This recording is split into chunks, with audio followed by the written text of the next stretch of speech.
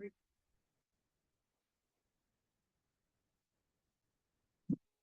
right, we'll get started. Good afternoon, everybody. Welcome, everyone, and thank you for attending today's Planning Commission meeting. The commission is convening today to discuss several matters. The commission is required to review these items. Our vote will advise the mayor and council prior to them taking their own actions. The bills on our agenda will be reviewed at various council committees and the city council, where the meetings will be held in public and open to comment. Please be respectful of the process and the individuals participating in today's meeting. We appreciate the dedication and enthusiasm that everyone's giving to this process. Please be aware that while anyone can speak about any agenda item, the staff and commissioners might not respond to every question or comment.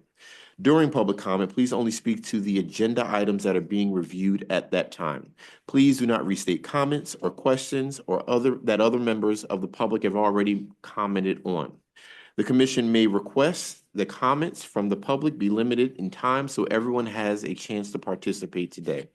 And finally, I want to take the time to thank the staff putting these meetings together. I will now call this meeting to order and hand it back over to the staff to start the meeting. David. Thank you, Chair, and good afternoon, everyone. David Fector with the legislative team here at the City Planning Commission with an important safety announcement. Your safety is our priority. You are currently in room 18029. In an emergency, please listen to announcements on the loudspeaker, which will provide safety information. If you do not hear an announcement, please follow the directions of security officers or City Planning Commission staff. There are 2 doors along the side wall to your left. These doors lead to the elevator lobby. If an order is given to evacuate the room, the nearest stairway is to your right once you reach the lobby. Follow the exit signs to reach the stairway. If an order is given to evacuate the building, the rally point is at Love Park. Please remain there at the rally point so that we can account for you.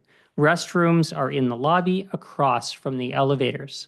Now I'll turn the meeting over to Liz Fuselier with some instructions about how our meeting today will be conducted. Good afternoon. Welcome to the May 21st, 2026 Philadelphia City Planning Commission meeting.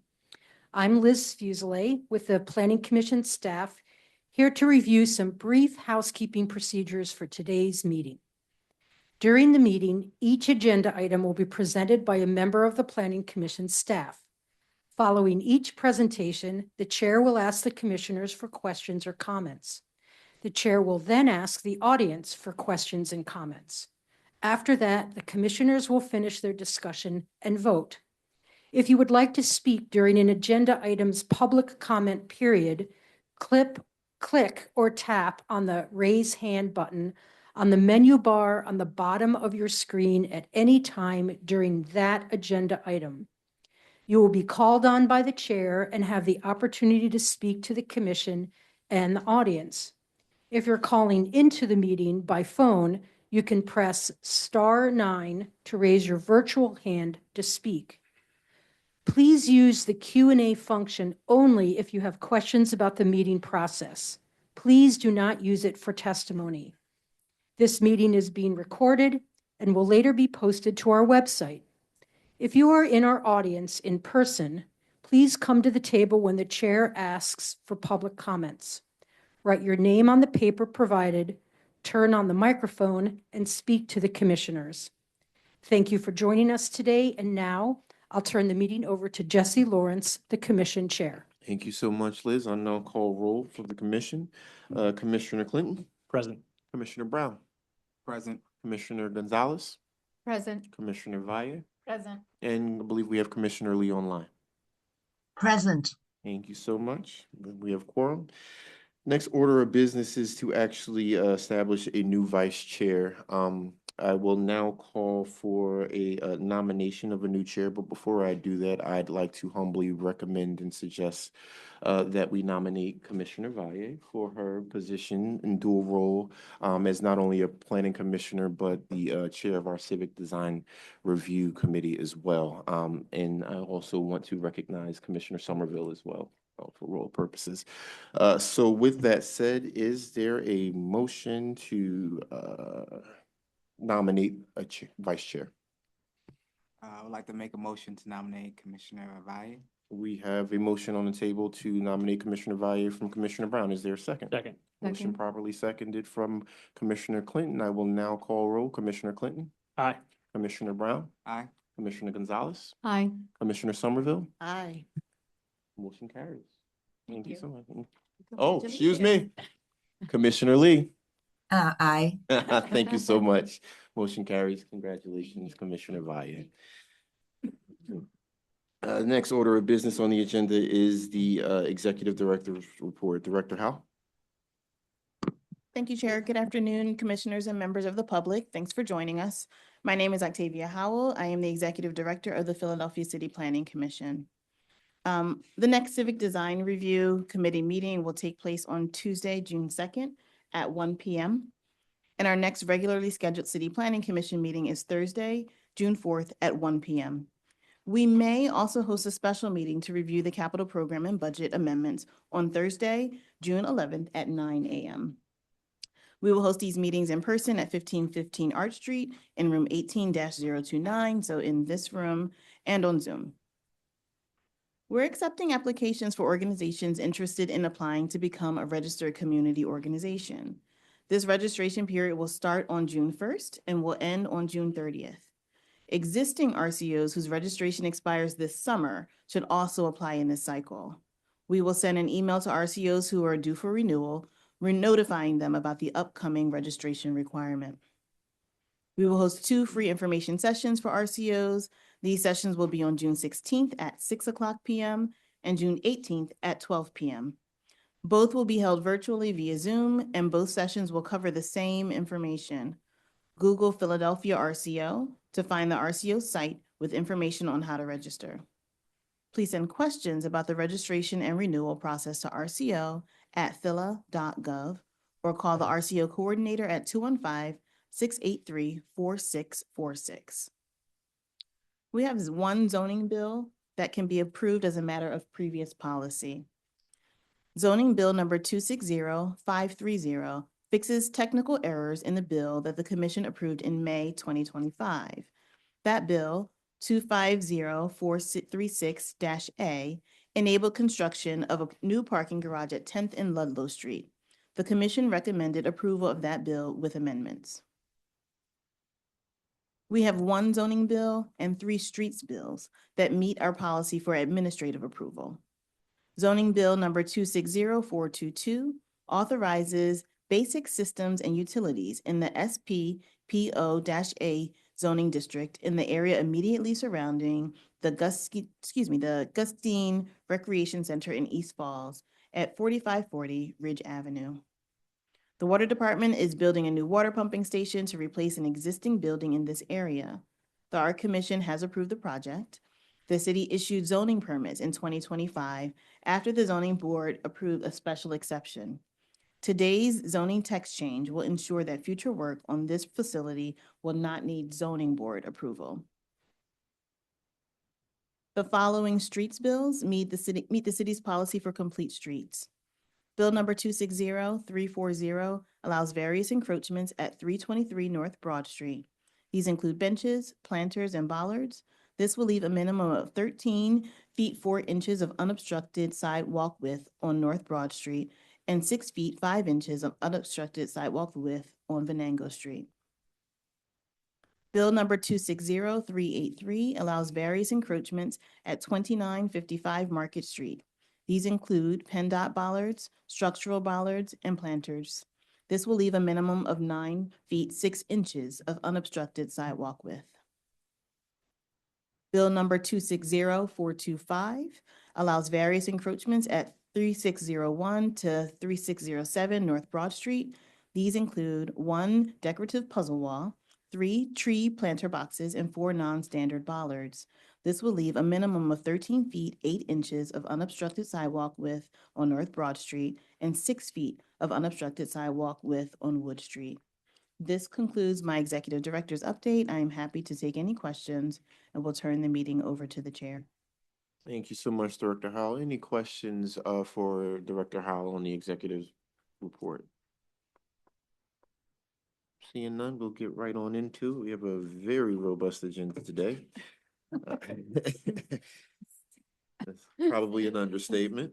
First action item to be presented is a subdivision plat for 4401 South Broad Street, and that will be presented by Ben Schmidt. Hey, Ben? Good afternoon. My name is Ben Schmidt with Planning Commission staff. Today I'm presenting a subdivision plat at 4401 South Broad Street. As a reminder, a subdivision plat is any piece of parcel divided from its original parcel or area if the new parcel doesn't front onto an existing public street. The Planning Commission must provide a binding decision of approval or disapproval prior to issuance of a zoning permit by LNI. This aerial shows the existing site context with the current parcel outlined in yellow. To the southwest in the image is the Navy Yard complex, and just north of the parcel is the Stadium complex and I-95. The existing parcel is currently split zoned as I-1 light industrial and I-3 heavy industrial. It is an approximately 187-acre flag lot that has a narrow frontage onto Broad Street. Its present use consists of a Norfolk Southern rail track and large parking strip used to temporarily store vehicles that are shipped in via rail before being delivered by truck to other destinations. This is the subdivision survey showing the existing parcel configuration. I would note that the only legally open street on the city plan that bounds the property is Broad Street. As is stated on the survey, the other nearby or bounding streets of Kitty Hawk Road, Government Avenue, League Island Boulevard, Patrol Road, and this segment of Delaware Avenue are not legally open or on the city plan, thus necessitating a subdivision plat. And this slide shows the proposed parcel configuration, which subdivides a nearly 13-acre portion from the existing parcel to create proposed parcel A, leaving the remainder as proposed parcel B. The zoning permit notes that this subdivision is proposed in anticipation of the development of an electric transmission substation and related equipment. This substation will serve the energy needs for the Navy Yard and its continued development. However, this current permit is only for the subdivision, and there is no development proposed as of yet. And staff recommendation is for approval. Thank you so much, Ben. We have a staff recommendation for approval as presented by Ben. Are there any questions from any of the commissioners on the staff recommendation as presented? Seeing none, do we have any questions from the audience in attendance? Also seeing none. Liz, do we have anybody online? All right, well, with that said, I will now call for a motion to accept staff recommendation for approval. Is there a motion?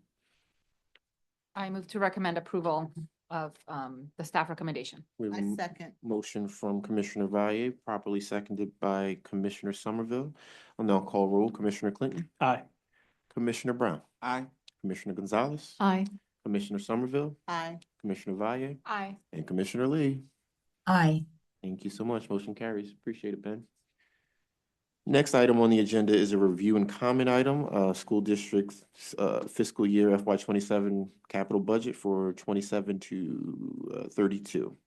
And I'll be presented by Nate. Hey, Nate. Hey, thank you, Chairman. Good afternoon, Nate Dorfman, Planning Commission staff. I will be presenting on the School District of Philadelphia's fiscal year 2027 to 2032 capital budget and program. Each May, the Philadelphia School Board adopts a new capital program and budget to guide programming and spending for the coming year. The Planning Commission weighs in to make sure that the proposed school board capital budget is aligned with the city's overall goals for development. For amended FY26 capital funded facilities citywide, $181.5 million is allocated. For adopted FY27 capital funded facilities citywide, $265.7 million is allocated. And with that, I will introduce Teresa Fleming, who will be presenting from the school district.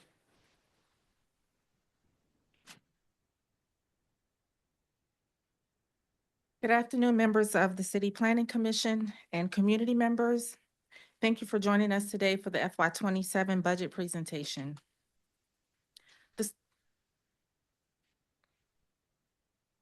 Got it.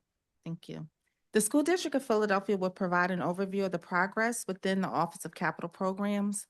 We will discuss Accelerate Philly and what that signifies to the development of our schools and community. The other topics that we will discuss is capital project selection process, capital improvement budget allocations, and the FY 27 project highlights.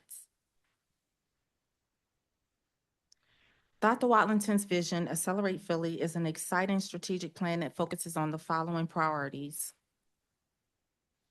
Priority area 1 is the safety of our students, teachers, and staff. We want every school to be safe, welcoming, and a healthy place where students, staff, and the community want to be in and learn. Priority area 2 we will continue to partner with families and the community during our listening and learning sessions. This is the only way for us to be a team, to create transparency, and to be successful. Priority area 3, academic achievement. We fully understand that high-quality, well-supported teachers and principals are imperative to our students' academic achievement.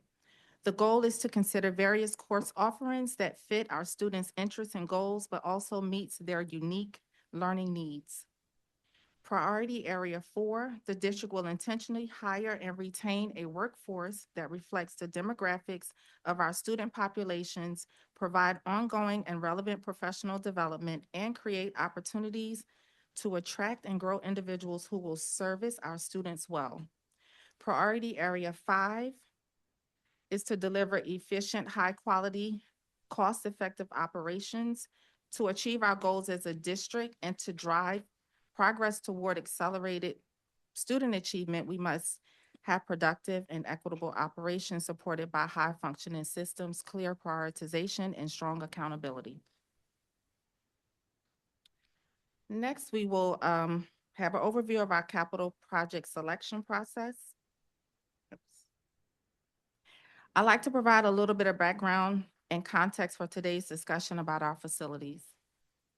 The School District of Philadelphia manages over 300 buildings, making it one of the largest and most complex portfolios in the region. Many of these buildings are quite old, some over 120 years, and more than 200 were built before 1978, with the average age being around 73 years. The age of our facilities presents unique challenges when it comes to maintenance, modernization, and meeting today's standards. A lot of these older buildings were constructed using materials that were common at that time, like lead-based paint and asbestos. So as we develop our facilities plan, addressing these legacy issues is critical. Our goal is to create safe, updated, and compliant learning environments for all students and staff.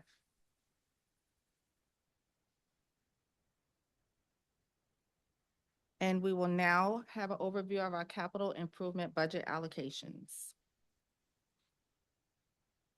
The proposed FY 27 capital budget, what expenses does the budget cover? New construction, major system replacements, exterior and site renovations, energy performance improvements, stormwater management and playgrounds, central office and IT investments, and major renovations and additions. Under the CIP guidelines, all capital projects must be a facility improvement to qualify under the bond fund requirements. These bonds cannot be used for maintenance type of projects. Some project highlights from the various categories within the CIP include new construction.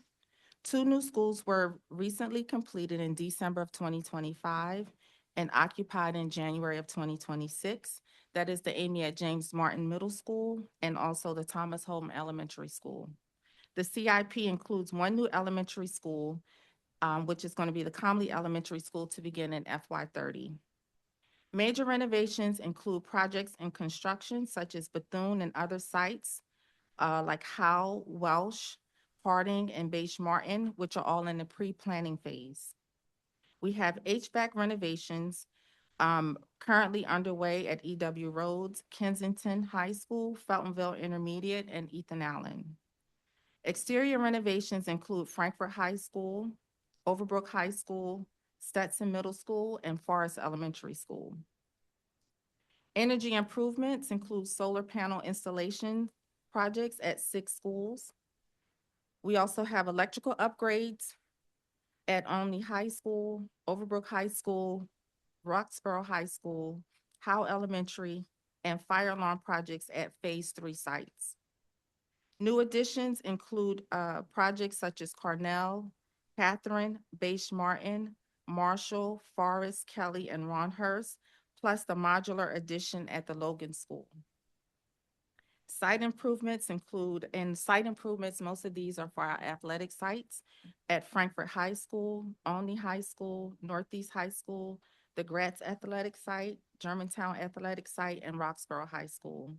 And lastly, we have other projects, which include central office funding of $60.8 million, environmental support services for $89.8 million, personnel and office expenses for $86.8 million, and consultant fees for $88 million.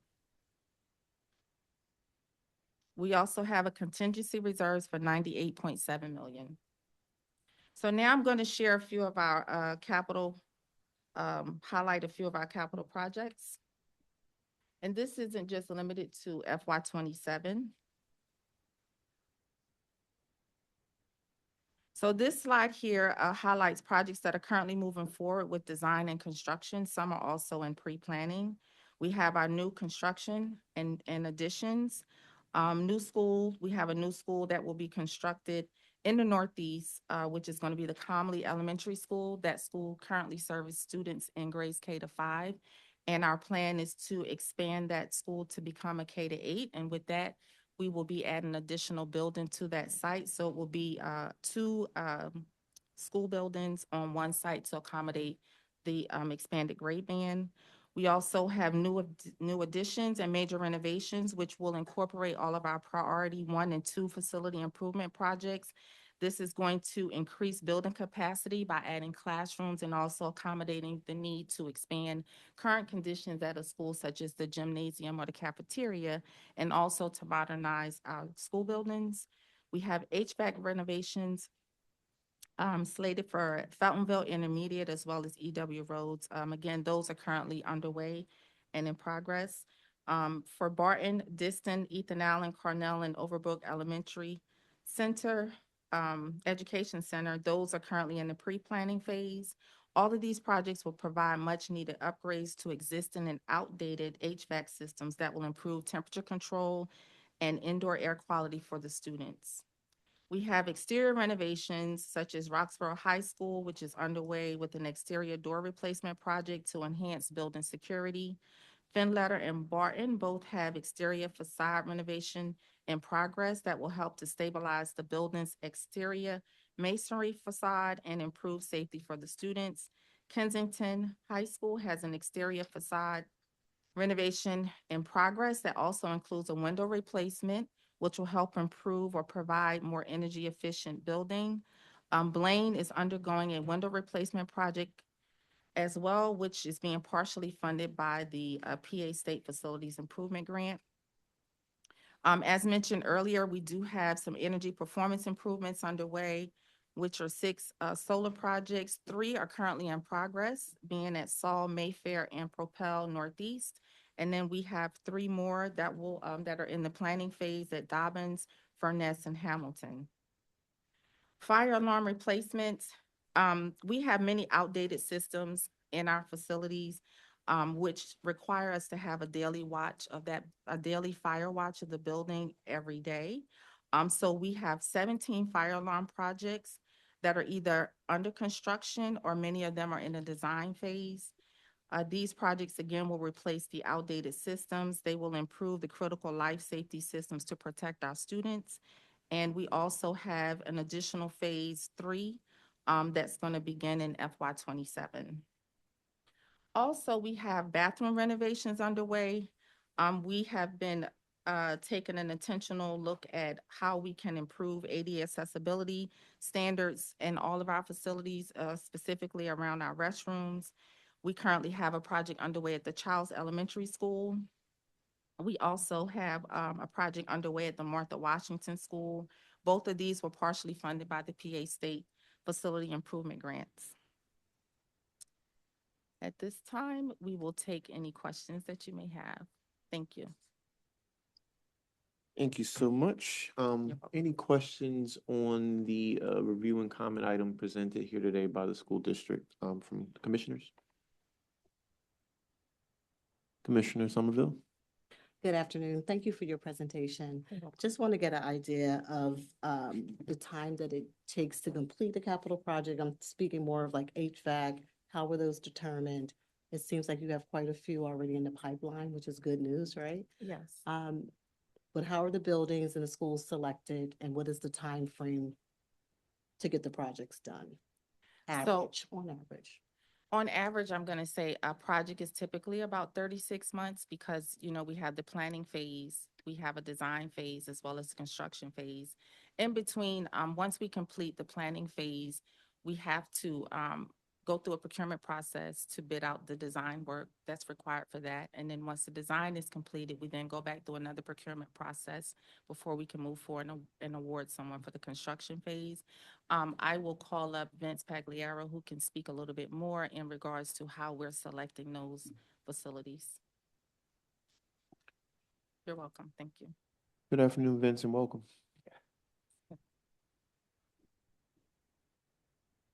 Gotta speak up. He's gonna.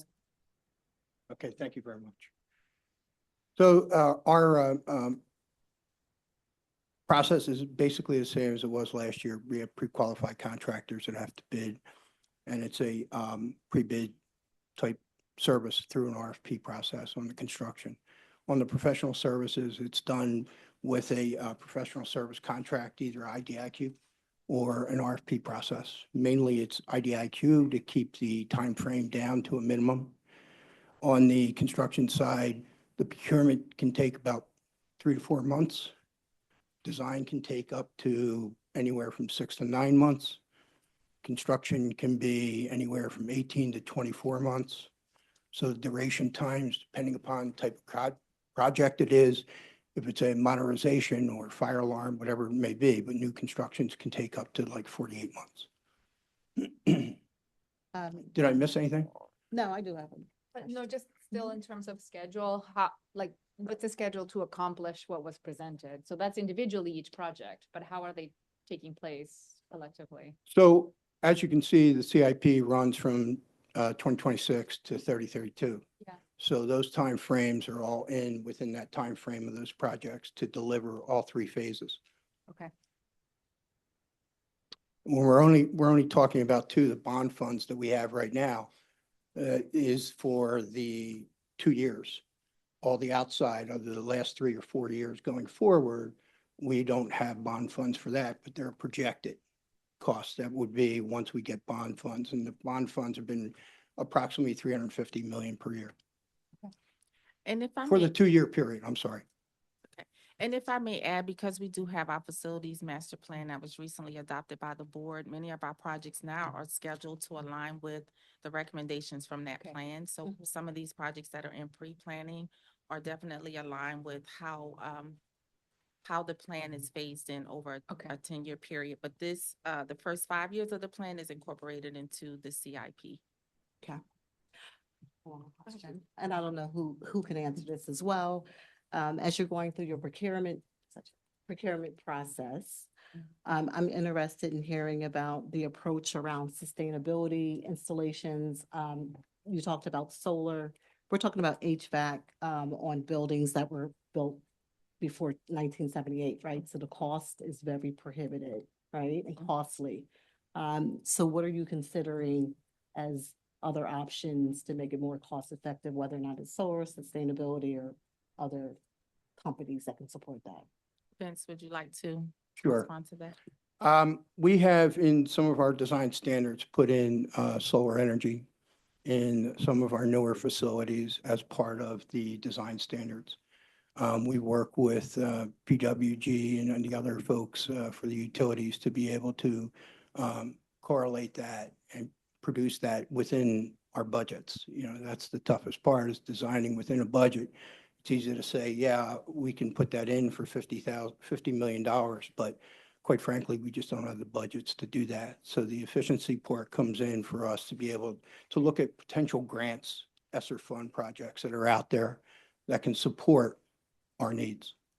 Okay. So to get back to your question, what you're saying is a really good question because some of the things we can do through the HERE report to say, okay, it's going to cost us 10 to 15% more because we have issues to take care of on the environmental side. Mhm.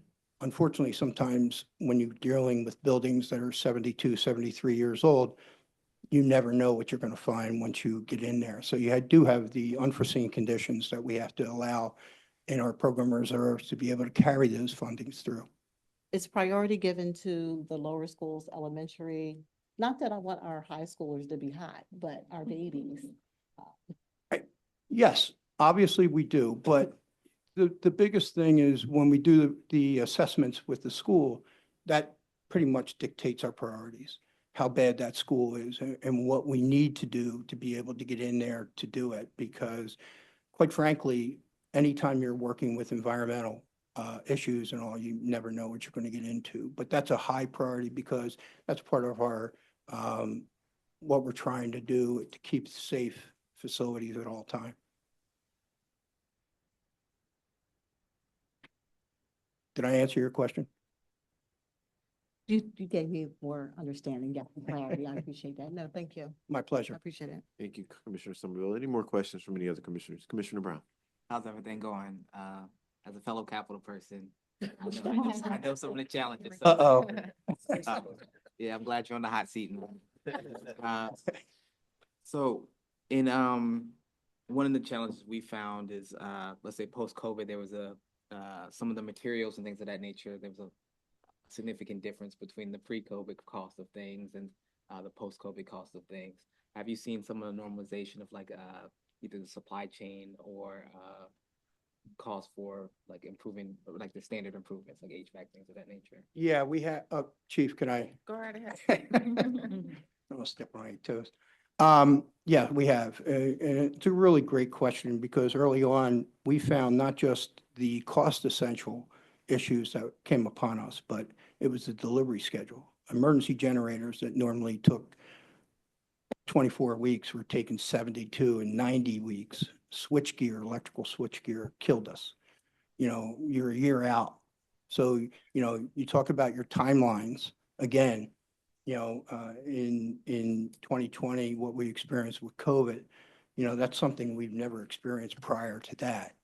And I believe that the School District of Philadelphia did a phenomenal job being able to try to keep within those timelines. We had virtual meetings all the time. You know, obviously, we had to put in standard procedures for safety. The 6 foot, we would have actually contractors working on a job, and we had to make sure that our inspectors were out there and that they were working at least 6 foot apart.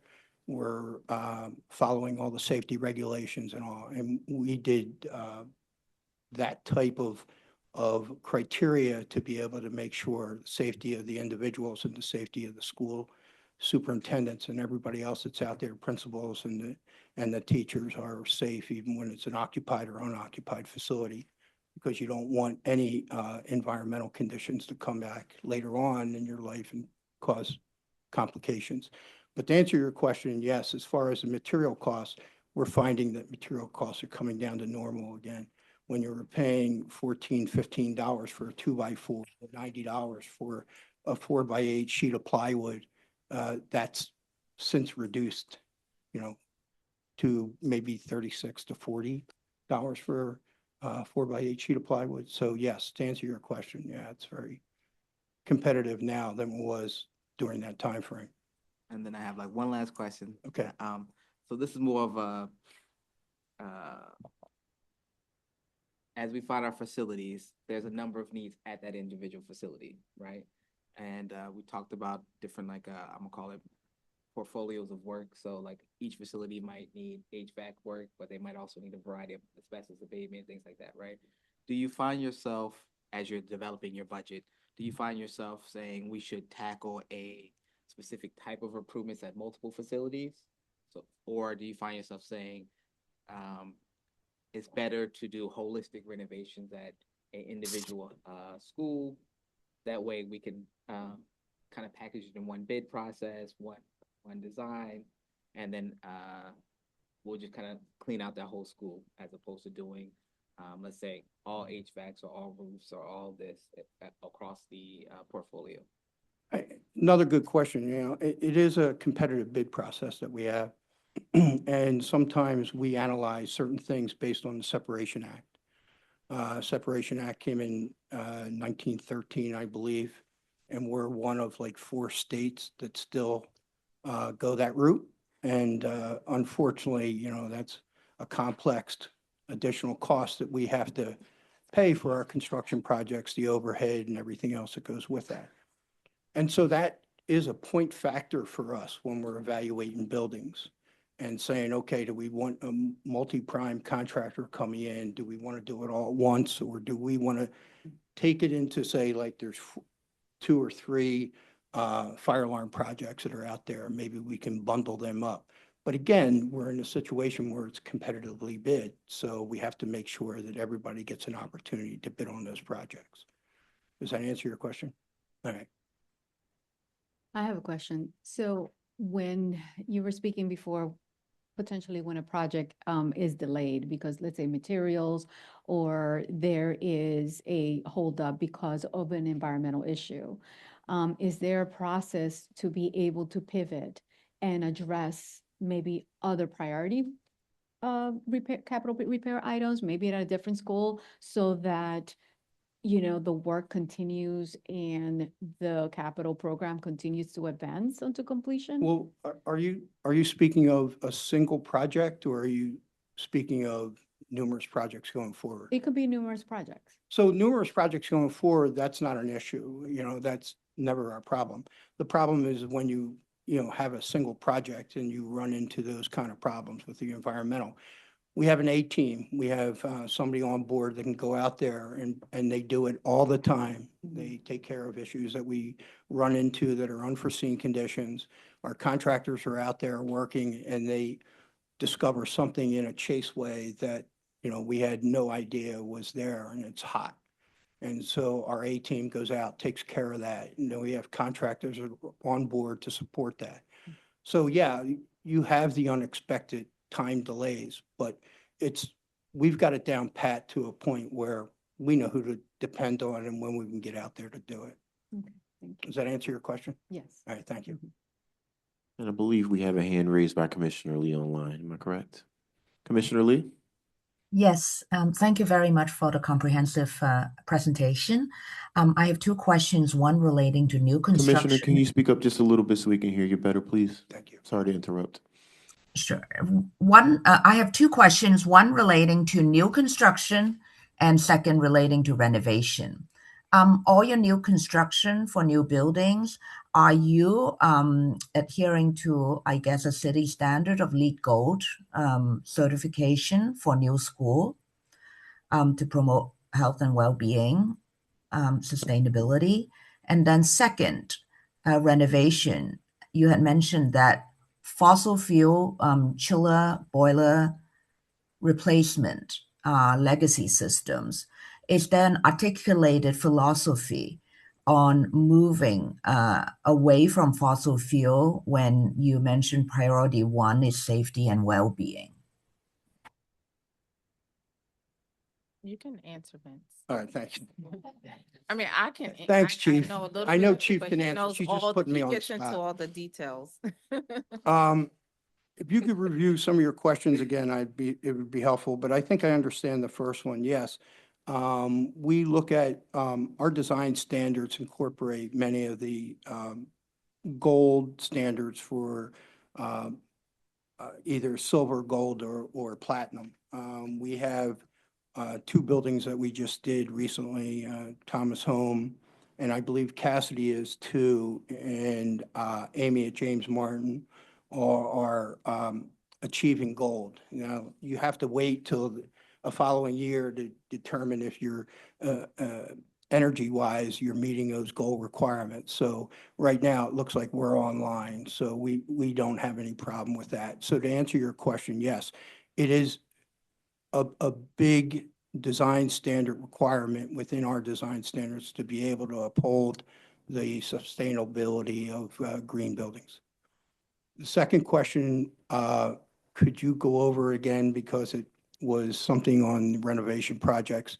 And I think it pertains pretty much to the same thing except for fossil fuel. Correct. Boiler and chiller replacement, legacy systems. Yeah, our projects right now, depending upon the utility service we have in, if it's within reason, we can go to another source for that utility. But normally that's not always cost favorable for us to do that. You know, the cost of boilers in general or anything we're performing that's already in the building is a transition cost for us. And to bring the service in sometimes is more difficult than usual. And it just doesn't present itself for us to go that route. Because if we do, on certain cases, if we had 10 or 15 projects going forward, if we determine that we go to a different utility, it then impacts those projects where maybe we're only doing 10 instead of the 15. And so when you have, 264 buildings, you have to make sure that you can supply as many buildings as possible and provide those kind of services to the students. I'm not sure if that answers your question. I hope it does. Thank you. As long as there is a well-articulated philosophy in the plan, particularly looking on all ways to promote safety and well-being because of air quality issues. Solar is only a tool in a very big tool set.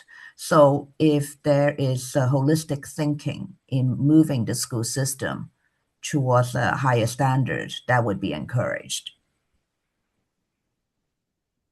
I agree. And we try to do that as much as we can.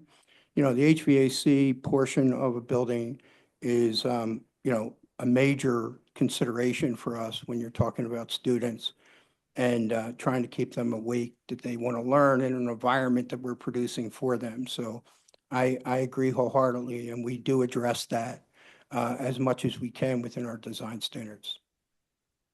Thank you. You're welcome. Thanks, Commissioner. Any questions from the audience as far as review and comments on this particular item? Seeing none, do we have anything online, Liz? All right, well, thank you. I have one final Oh, question. sure. Sorry, how many new buildings are being proposed to be built in this capital plan? In this current capital plan, we have one, which is the Comley, at the Comley Elementary School, which is currently a K-5. Our recommendation is for that to expand to a K-8 facility, recognizing the current building's capacity and the need to be able to expand for those additional grade bands. We're going to build an additional building on that site. So it will be the current building as well as the new building that will support. Right now, the thinking is that new building will support the 6th, 7th, and 8th grade students. However, that's definitely subject to change. But we are going to maintain the current building with some upgrades as needed for that building, but also building a new building so that that campus will become a K-8 campus. So it's more like an addition. It's Or is not an addition because it's a separate building. Uh-huh. So I don't want to say it's an addition because typically an addition would be like adding on to the current structure. But it ideally right now it's planned to be an additional building, possibly with a connector to bring the two buildings together. But we aren't like into the planning phase yet, but I know it's going to be a separate building on the site because it's such a large facility that we have the ability to add another building on that one campus site. Okay, thank you.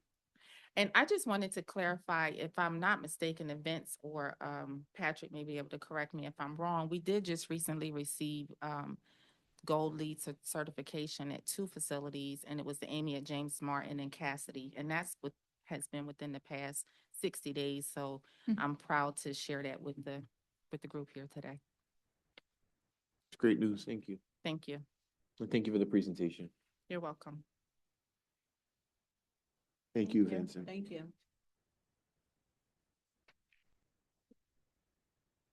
All right, we have the next item up. And that will be the introduction of some bills that will be prompting the rezoning of certain school district properties in the 3rd and 4th district, and that'll be presented by Peter. Peter? Thank you, Chair. Good afternoon. My name is Peter Bernard. I'm the Planner Supervisor for the Policy and Analysis Team here at the Philadelphia City Planning Commission. Sorry. Among other responsibilities, our team interfaces with the School District of Philadelphia regarding their capital planning and alignment with Philadelphia 2035, the city's comprehensive plan. Several council offices have introduced legislation to rezone school district properties from their various existing zoning classifications to special purpose civic, education, and medical, also known as SPCiv. The staff felt it would be beneficial to provide some background and overall context regarding this zoning district to help inform the Planning Commission discussion and decision making these bills. As a quick reminder, when the zoning map changes are introduced, they are referred to the Planning Commission, where the changes are reviewed for alignment with the city's overall goals for development. SPCiv was created in spring of 2021 to address a gap in our zoning classifications. However, this was after the completion of Philadelphia 2035 citywide vision and district plans, so it was not included in any of our zoning or policy recommendations. As such, the Planning Commission has considered these remappings on a case-by-case basis. At the time, many of our municipal educational and medical facilities were running into issues with renovations or expansions due to being zoned as residential, commercial, or mixed use.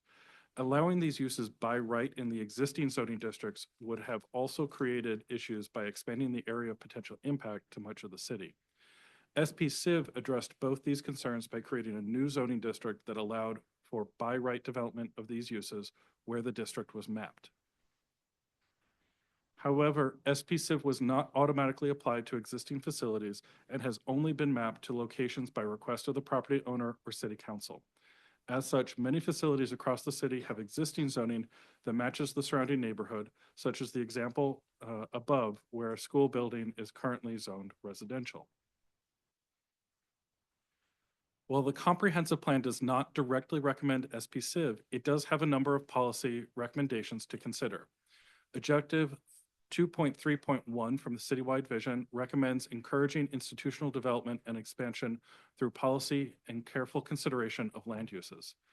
This policy aligns with the creation of SPCiv to help maintain and grow our educational and medical facilities, especially when these facilities are healthy and thriving.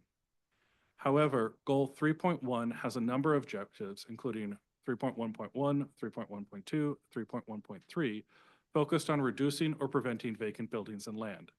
The unique architecture and infrastructure of civic, educational, and medical facilities makes them difficult to reuse. Creating additional barriers to innovative reuse or activation of these structures increases the likelihood that they will stay vacant. And vacancy has no negative impacts on surrounding communities. Additionally, many of these uses allowed by right in SPCiv, such as medical uses, raise greater concern among near neighbors than existing zoning, which is often much more consistent with the surrounding neighborhood.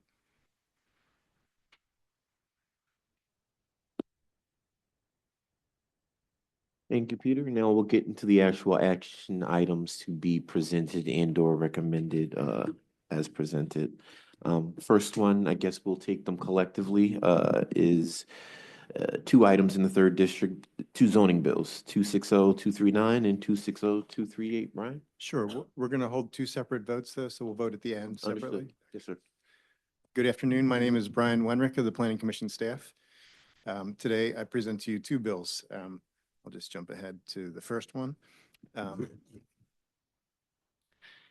Zoning Bill 260-239 amends the zoning maps by changing the zoning designations of certain areas of land located within an area bounded by Baltimore Avenue, Cobbs Creek Parkway, SEPTA Regional Rail, right-of-way, and the Cobbs Creek. Shown here is an aerial photograph of the KIPP West Philadelphia Preparatory Charter School.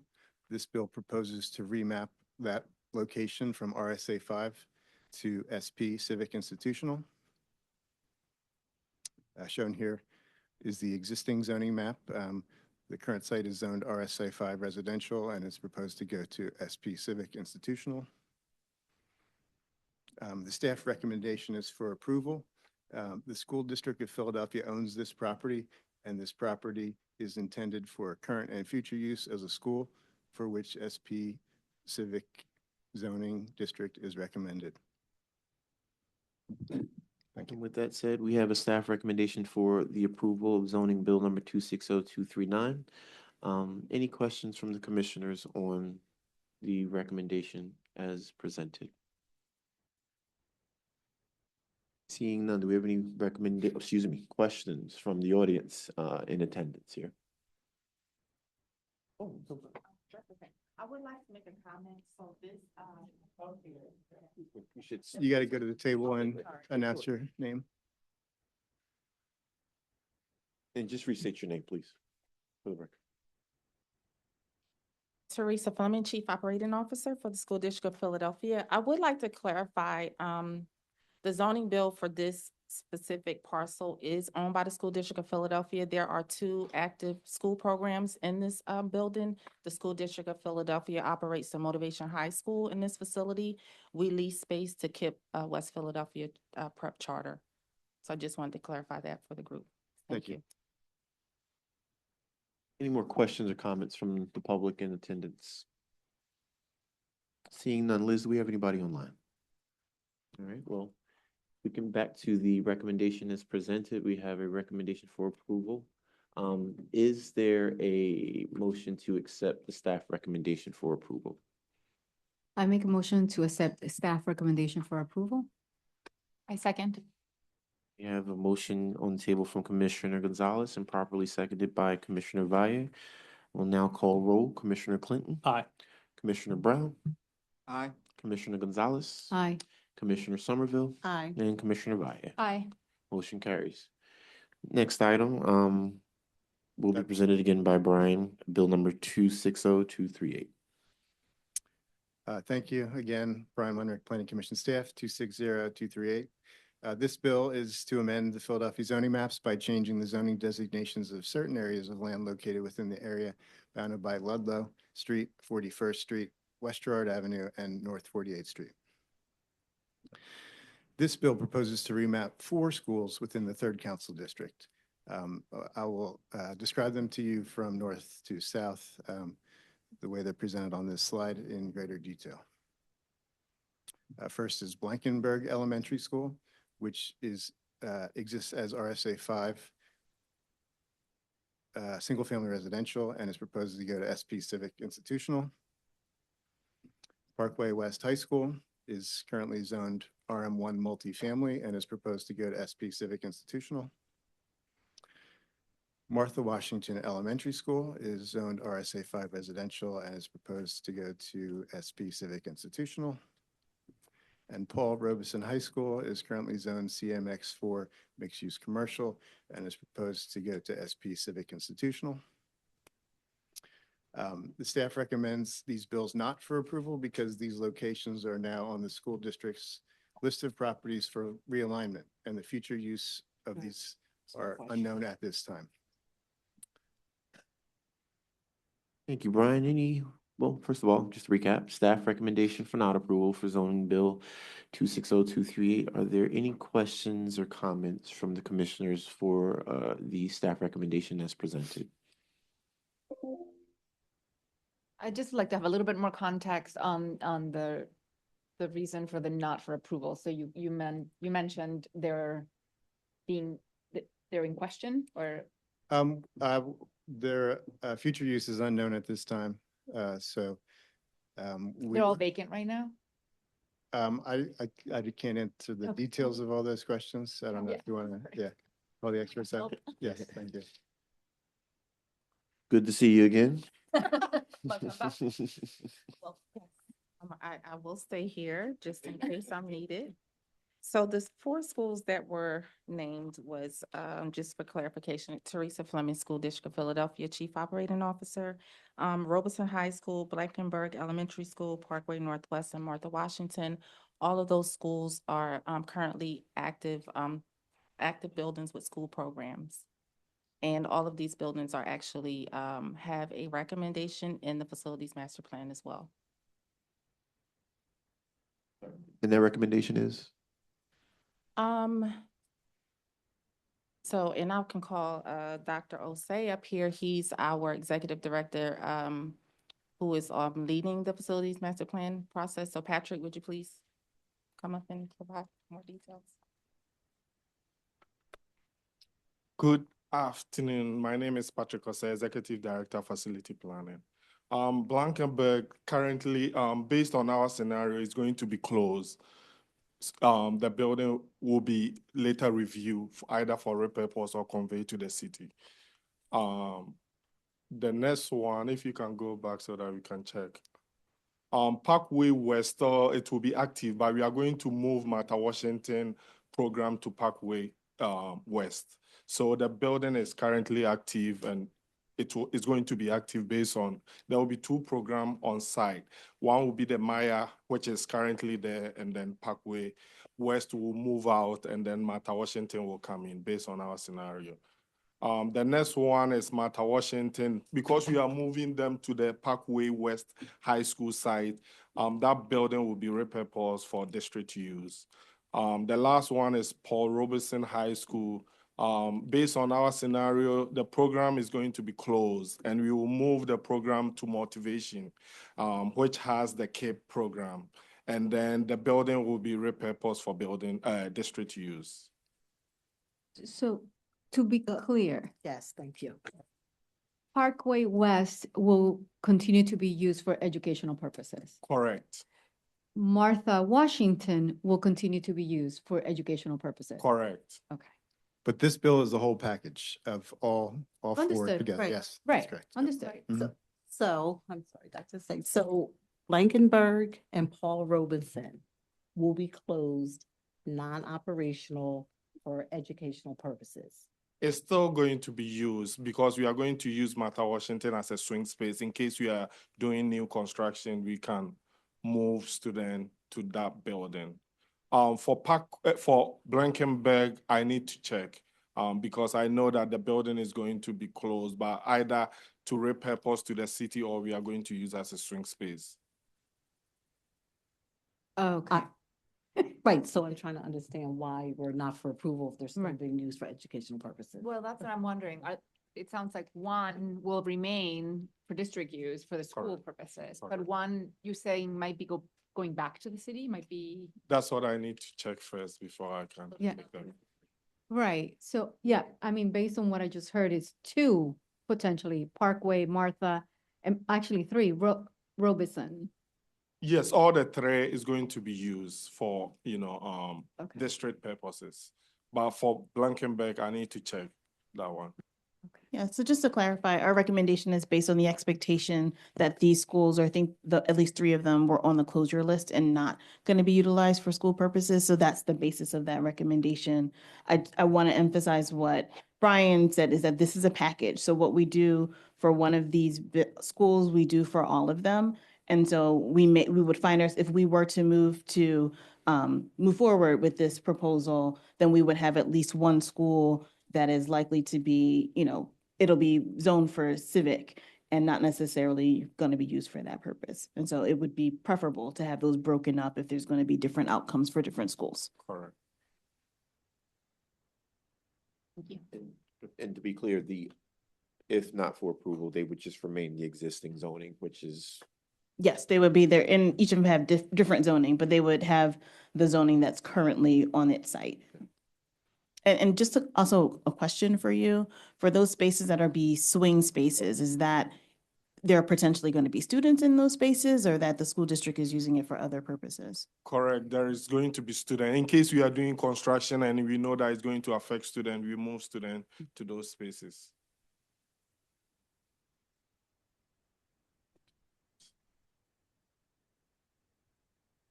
any more questions from the commissioners? Questions from the public? I just want to make sure Commissioner Lee doesn't have her hand up. Doesn't look like she does. Okay. I guess I have one more question. How does keeping the existing designation prevent the school, hold back the school district from doing what needs to be done? Like, is there a hardship for these changes not to be made? Because the current zoning doesn't reflect what's being used either, so. Right, why, how is this important? I didn't even know about this. Okay, that's fair. That's fair, So yeah. sorry Okay. about that. Yeah, I guess the way I read it is the council member requested the zoning to change to reflect the use and possibly the long-term use of these facilities. And I think also it depends on the time, because the first scenario, some of these buildings were going to be conveyed to the city. And, based on our engagement, some of the scenario changed for the final approval of the plan. Oh, it So, has changed. yes. Just a point of clarification. For this particular item, did we already use our 45? We did, Yes. yes, Yes. last month. Yeah, so a potential motion can be to adopt the zoning classification that's being requested. Yes, I believe this was already reported out of rules favorably. So that should also be a note.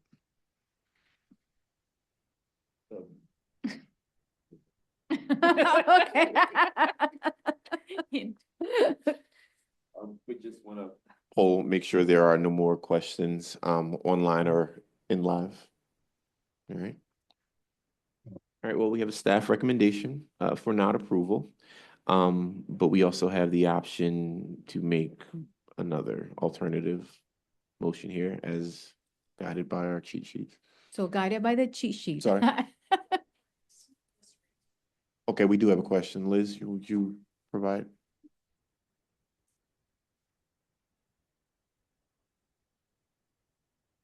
Good afternoon. Good afternoon, Queen Judith. Can you hear me? Okay, thank you. Judith Robinson, citizen. Just a point of clarity. So Paul Robeson School, that was just recently among the list of schools to be closed. What date was that? That was just last month. And Calling up so Director Osei to answer your question. Can you repeat that question again? Sorry. so I was just querying as to the date of the school closings. That meeting was just held, a couple of weeks ago? No, so if you look at the plan 2020, yes. Oh, the adoption date was just last month, April 28th. Right, okay, so when was the council person, you said it already had the hearing in the Rules Committee for this bill, for the changes? Is that correct? I just want to be clear. Yes, it was introduced on March 19th, the bill. Okay, so, because I'm just listening as a citizen. This bill was proposed, and the school closings were, I'm just trying to get the chronology correct, okay?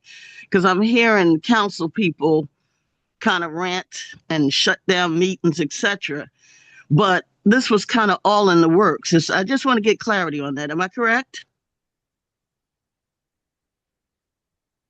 I mean, sounds like you are. So, I mean, again, just to recap, this was introduced on March 19, 2026, correct?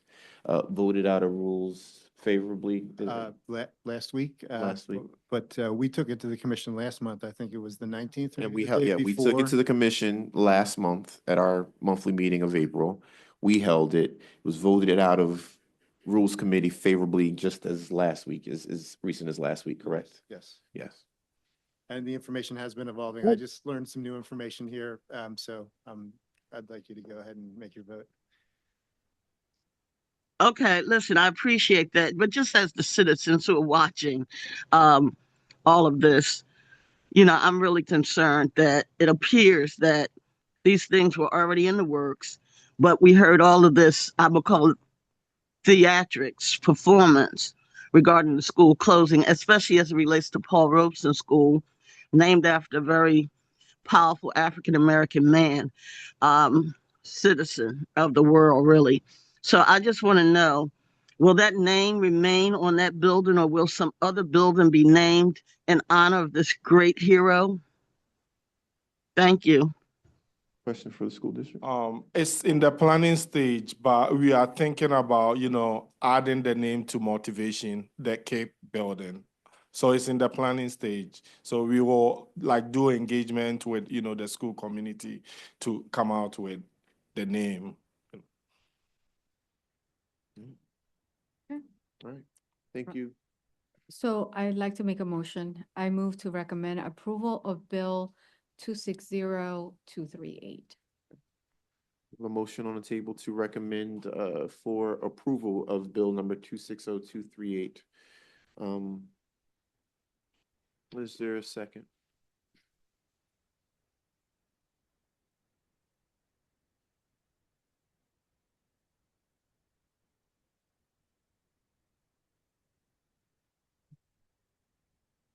Seeing none, all right, is there, no, not properly second, is there a motion to accept staff recommendation for not approval? Okay, motion to accept staff recommendation for not approval. Second. Motion to accept staff recommendation for not approval, and we have a motion properly second by Commissioner Clinton. I'll now poll commissioners. Commissioner Clinton? Aye. Commissioner Brown? Aye. Commissioner Gonzalez? Nay. Commissioner Somerville? Aye.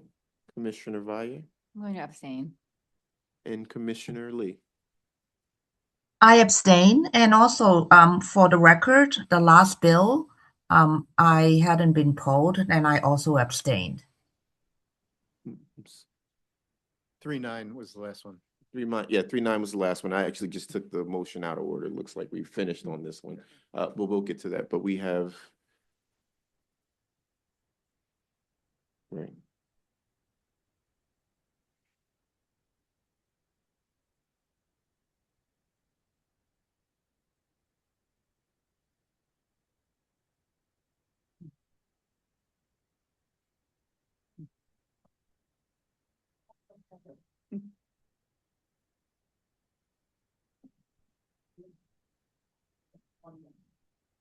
The abstentions don't count as votes, I believe, under.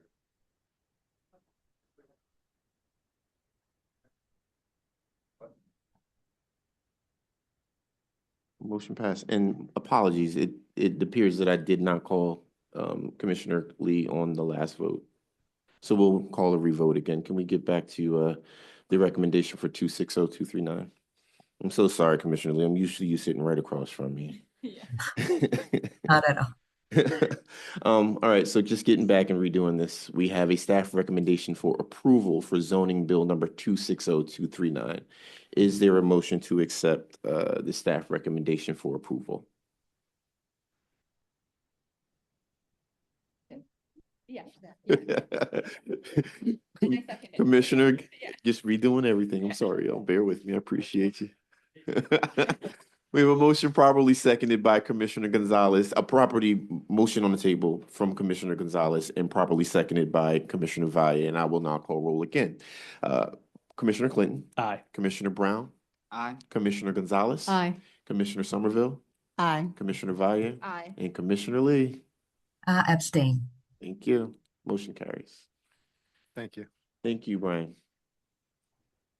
Moving on to the next item, which is number 6. This is action item for zoning bill number 260298, and that will be presented by Jaylene Gutierrez.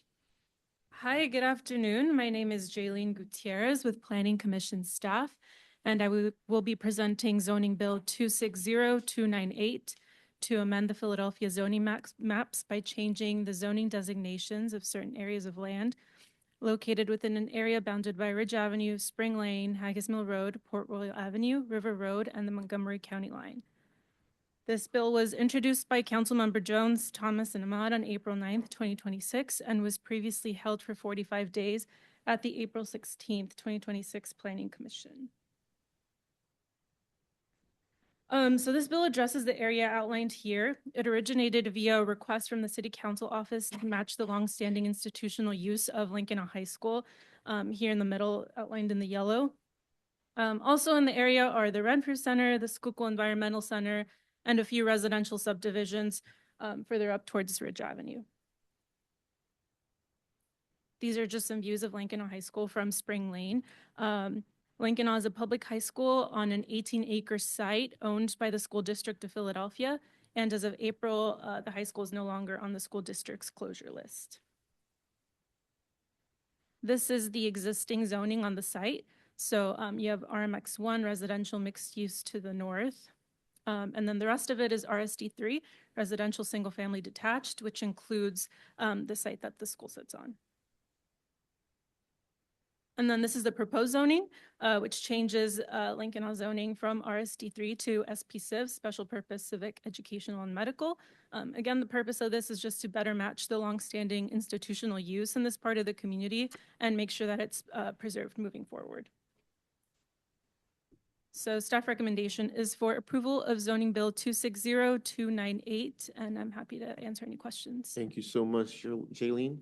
We have a staff recommendation for approval for zoning bill number 260298. Any questions from the commissioner on the item as presented?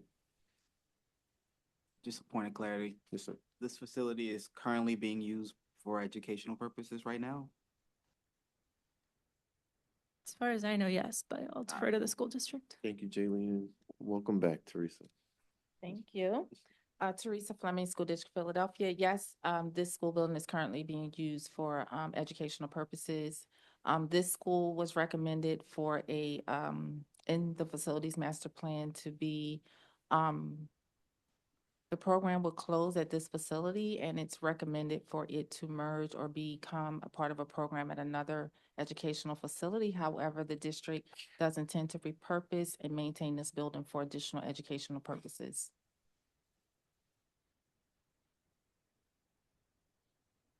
Any more questions from the commissioner? Thank you for that response. You're welcome. I figured I'd stay. Seeing no questions from the commissioners, or any questions from audience in attendance? Seeing none, is there anybody online, Liz? Thank you.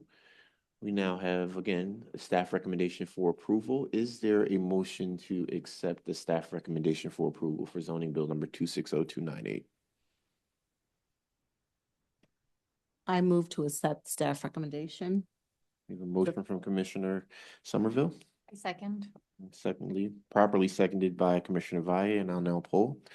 Commissioner Clinton? Aye. Commissioner Brown? Aye. Commissioner Gonzalez? Aye. Commissioner Somerville? Aye. Commissioner Valle? Aye. And Commissioner Lee? Abstain. All right, motion carries. Thank you very much. All right, next action item or next set of action items will be a presentation by Meg for the rezoning of schools in Council District 8 to SPCiv.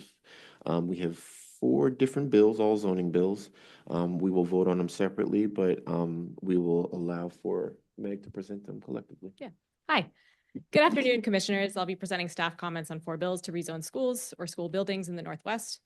These are bills 260342, 343, 344, and 345. They were introduced on April 16th, which I believe was the day of the last Planning Commission meeting. The 30-day review window has passed. So as I understand it, requesting 45 days will not be a practical option here. This is the context of all of the schools, an area of all 4 sites. They're they're all within 2 miles of one another, Northwest Philly.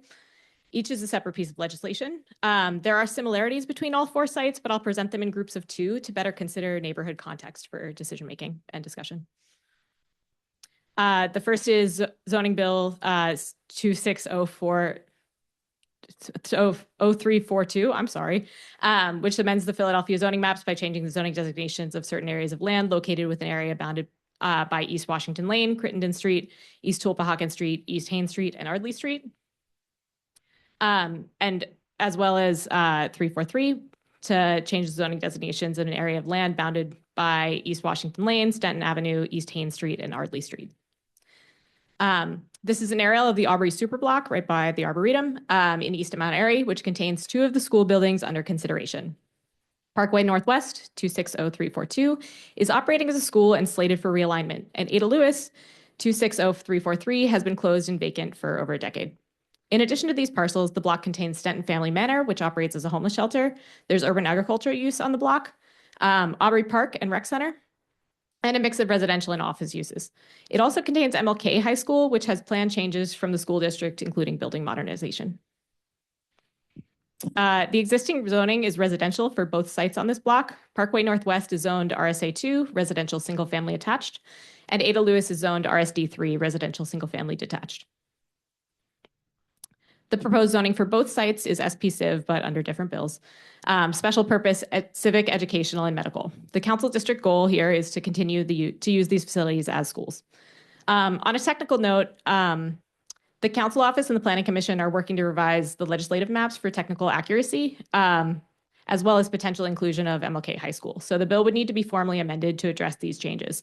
The technical change applies to all bills under this review item. Aubrey Superblock is featured in the Upper Northwest District Plan from 2018 with recommendations to manage the land and facilities holistically and reflect community priorities in addressing vacancies on the block. Staff analysis, the existing zoning does not preclude continuation of the existing uses, and SPCiv allows some by right uses such as medical that may impact neighboring residential properties. The comprehensive plan recommends additional considerations in planning for the superblock as a whole, and multiple sites are affected in this area. So the staff recommendation is not for approval. That's the staff recommendation for both schools, I should add, but we can discuss them. Be clear, this staff recommendation that you're presenting, Meg, is for not approval for not just 260342, but also for 343 as well. Yeah. Correct. All right. Well, commissioners, we have a staff recommendation again, not for approval for zoning bills 260342 and 260343. Are there any questions for the recommendations as presented here today? Commissioner Gonzalez? So one of the schools is vacant and has been long vacant, and the other school is slated for closing. That is my understanding. It's currently in operation, but school district is still here.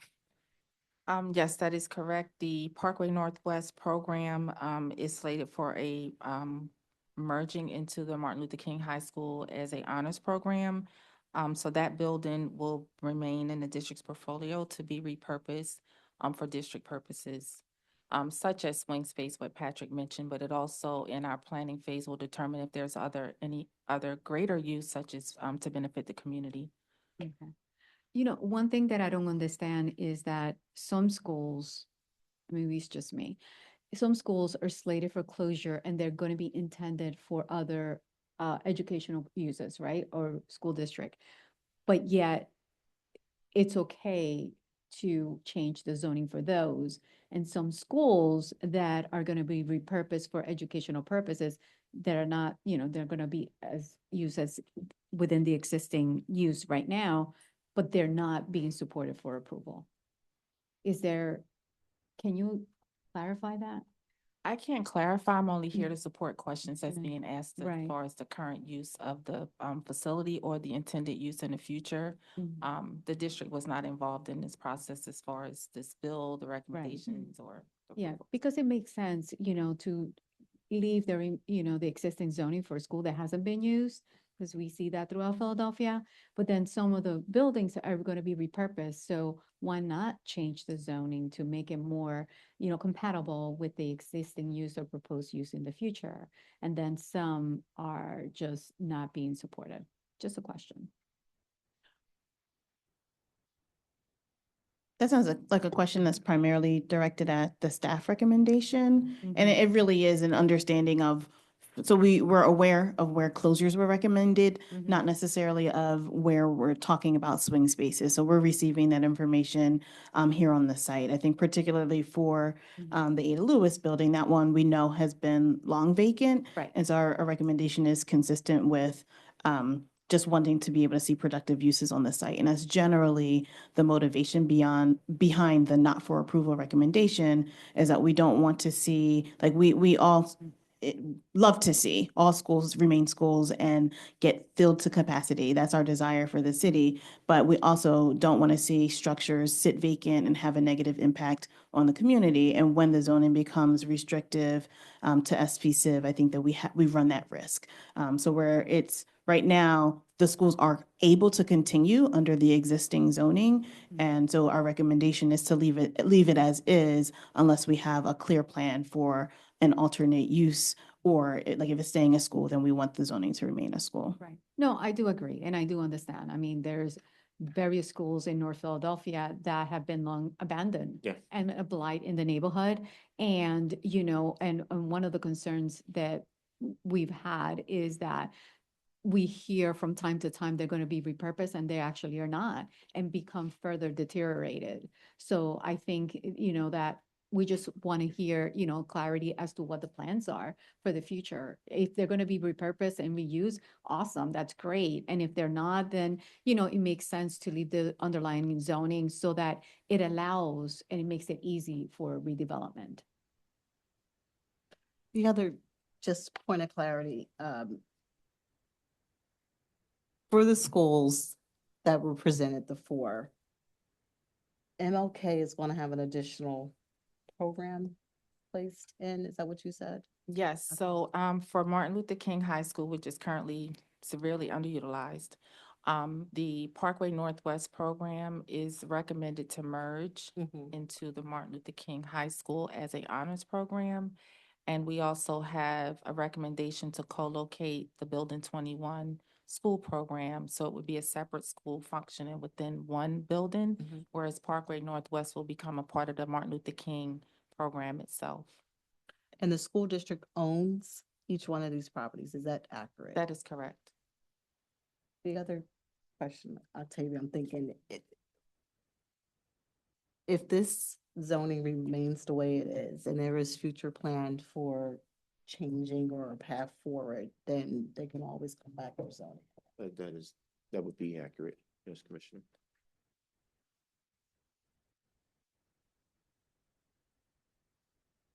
Any questions from the commissioners? Any additional questions from the commissioners? All right, seeing none, do we have any questions from the audience in attendance? All right, Liz, do we have anybody online?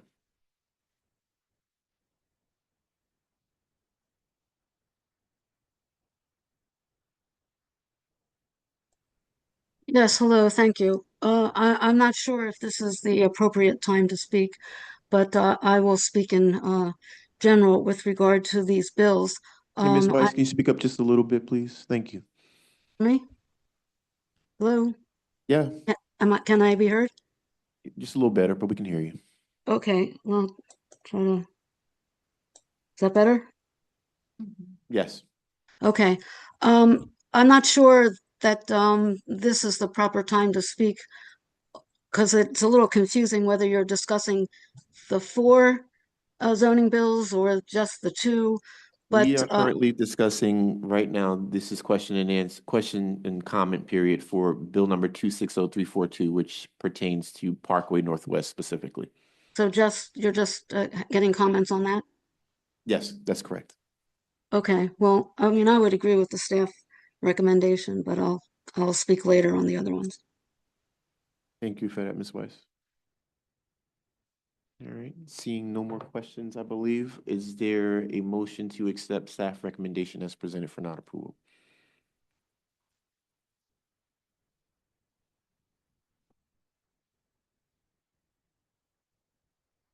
Motion to accept staff recommendation. We have a motion from Commissioner Brown. Is there a second? I Second. I'll give that to Commissioner Lee. That's a makeup call. That's a makeup call. And I'll now poll the commissioners. Commissioner Clinton? Aye. Commissioner Brown? Aye. Commissioner Gonzalez? Aye. Commissioner Somerville? Aye. Commissioner Valle? Aye. And Commissioner Lee? Aye. Motion carries. Thank you so much. And the next item is it was part of Meg's presentation. This is a staff recommendation for not approval for zoning bill number 260342, which is for the nearby but former Ada Lewis school. Any questions from the staff on this item? I believe we might have captured some in the last round, but just wanted to make sure that, excuse me, commissioners didn't have any more questions for Ada Lewis. Seeing none, do we have any in the audience? I do, just for clarity. Sure. Right now, there is no development on the table for Ada Lewis. I'm asking school district. The school district does not have any plans development for this site. Thank you. You're welcome. All right, Liz, is any questions online, perhaps? Okay. All right, well, seeing no questions, we have a staff recommendation for not approval for zoning bill number 260343 pertaining to Ada Lewis, or the former Ada Lewis. Is there a motion to accept the staff recommendation for not approval? I move to accept staff recommendation for not. We have a motion from Commissioner Somerville. Is there a second? I second. Motion properly seconded by Commissioner Gonzalez, and I'll now poll Commissioner Clinton. Aye. Commissioner Brown. Aye. Commissioner Gonzalez. Aye. Commissioner Somerville. Aye. Commissioner Valle. Aye. And Commissioner Lee. Aye. Motion carries. Thank you so much. Meg, I believe you're on deck for the next Yep. couple items too. Yeah, I'm on for the next two. So this is the third bill under this item, 260344 Wagner Middle School. This would affect land located within an area bounded by North 18th Street, Colonial Street, North 17th Street, and Shelton Avenue. This is the site context. This is in West Oak Lane, which is actually in the Upper North Planning District. The others are in Upper Northwest. The affected block is Wagner Middle School, which is pictured here. The surrounding uses are medium and high density residential, a park with a recreation center, that's Morris Estate, and a large church. It's currently in operation as a school, but slated for realignment. The parcel is currently zoned RSA 3, residential single family attached. And the proposed is SP Civ, civil, educational, and medical. Again, the council goal is to continue the use as schools. And I'll be presenting Fiddler Academic Plus, which is on a separate area, but the analysis is the same. This is the fourth and final bill under this item. This aerial shows the site, which is in Germantown. It's about a half mile from Wayne Junction. Fiddler Academics Plus School is pictured here. It's operating as a school and slated for realignment. The surrounding uses are medium density residential and very close to the Wayne Junction commercial uses and Happy Hollow Playground. There's also a higher density residential south on Wayne Avenue. The parcel is currently zoned RSA 3, residential single family attached. Again, the proposed change is SP Civ. And the analysis is much the same. There are no site-specific recommendations for either of these two parcels in either of the district plans, though. The existing zoning does not preclude continuation of the existing educational uses, and SP Civ allows some uses that may impact neighboring residential properties. The future reuse potential at this time is unclear. And the recommendation, again, for both is not for approval in this case. Thank you so much, Meg, for summarizing that quickly. Thank you. We have a staff recommendation for not approval for both zoning bills 260344 and 260345. They will be voted on separately, so I'll ask if there are questions or comments from the commissioners on 260344, which pertains to Wagner Middle. Right, seeing none, are there any questions from the audience in attendance? Seeing none. Liz, do we have anybody online? All right. Therefore, I will call for a motion to, is there a motion to accept the staff recommendation for not approval for zoning bill number 260344, Wagner Middle? I move to accept the staff recommendation of not for approval. We have a motion from Commissioner Valle. Is there a second? Second. Motion properly seconded by Commissioner Brown. I'll now poll. Commissioner Clinton. Aye. Commissioner Brown. Aye. Commissioner Gonzalez. Aye. Commissioner Somerville. Aye. Commissioner Valle. Aye. And Commissioner Lee. Aye. Motion carries. And the other item, same recommendation, staff recommendations for not approval for zoning bill number 260345, which is Fiddler Academics Plus, closer to Wayne Avenue, Wayne Junction. Are there any questions from the commissioners' comments for the staff recommendation as presented? All right. Seeing none, are there any questions and comments from these Audience in attendance. All right, Liz, do we have anybody online? Hey, Ms. Weiss. Yes, thank you for letting me speak again. I would like to, Solo Germantown Civic Association and Fittler Academics happens to be in our area. And we would support the staff recommendations for not approving the bill. And I would like to make a further comment that I'm not sure why, when there's a zoning bill, that the RCOs are not notified when it's within their area so that they can be aware of what is going on in their area and be available to make comments. And if that could somehow be arranged as all other variances, we get notification through the Planning Commission. So if there could somehow be notification when these bills and discussions about recommendations for zoning bills, if the RCOs that are affected could be notified so they could participate. Thank you. Understood. Currently, for bills of that nature, it would become, the notification would be coming from City Council, not from the Planning Commission.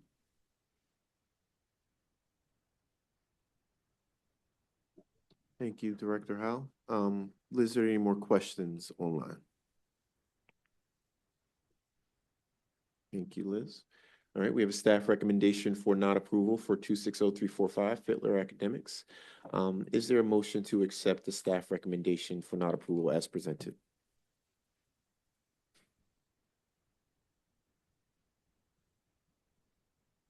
I move to accept the recommendation of the staff, not for approval. We have a motion from Commissioner Valle. Is there a second? Properly seconded by Commissioner Somerville. And now poll. Commissioner Clinton. Aye. Commissioner Brown. Aye. Commissioner Gonzalez. Aye. Commissioner Somerville. Aye. Commissioner Valle. And Commissioner Lee. Aye. Motion carries. Thank you so much, man. The next item up is action item for zoning bill number 260297, and that pertains to some area in West Philadelphia, particularly University City. Emma? Thank you. Good afternoon. My name is Emma Sonner with Planning Commission staff, and I will be presenting zoning bill 260297 to amend the Philadelphia zoning maps by changing the zoning designations of certain areas of land located within an area bounded by Spruce Street, 34th Street, Civic Center Boulevard, and University Avenue. The bill was introduced by Councilmember Jamie Gautier on April 9th, 2026, and the bill received a 45-day hold at our last Planning Commission meeting on April 16th. So here we could see an aerial of the site highlighted in orange. South University Avenue is west of the site, Civic Center Boulevard to the south, and Curie Boulevard to the north. And a bit of context about the site that we're looking at. The site proposed for rezoning is made up of 4 properties. One of the properties is federally owned and operated by the U.S. Department of Veteran Affairs, and the rest of the area is owned by PGHDC, which is a nonprofit run by Penn and CHOP.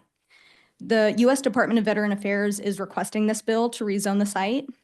PGHDC is working on a development on a neighboring property, an expansion of an existing parking garage at 3700 Curie Boulevard, which is located within the proposed area of rezoning. And a land transfer from the VA to PGHDC is essential for this development.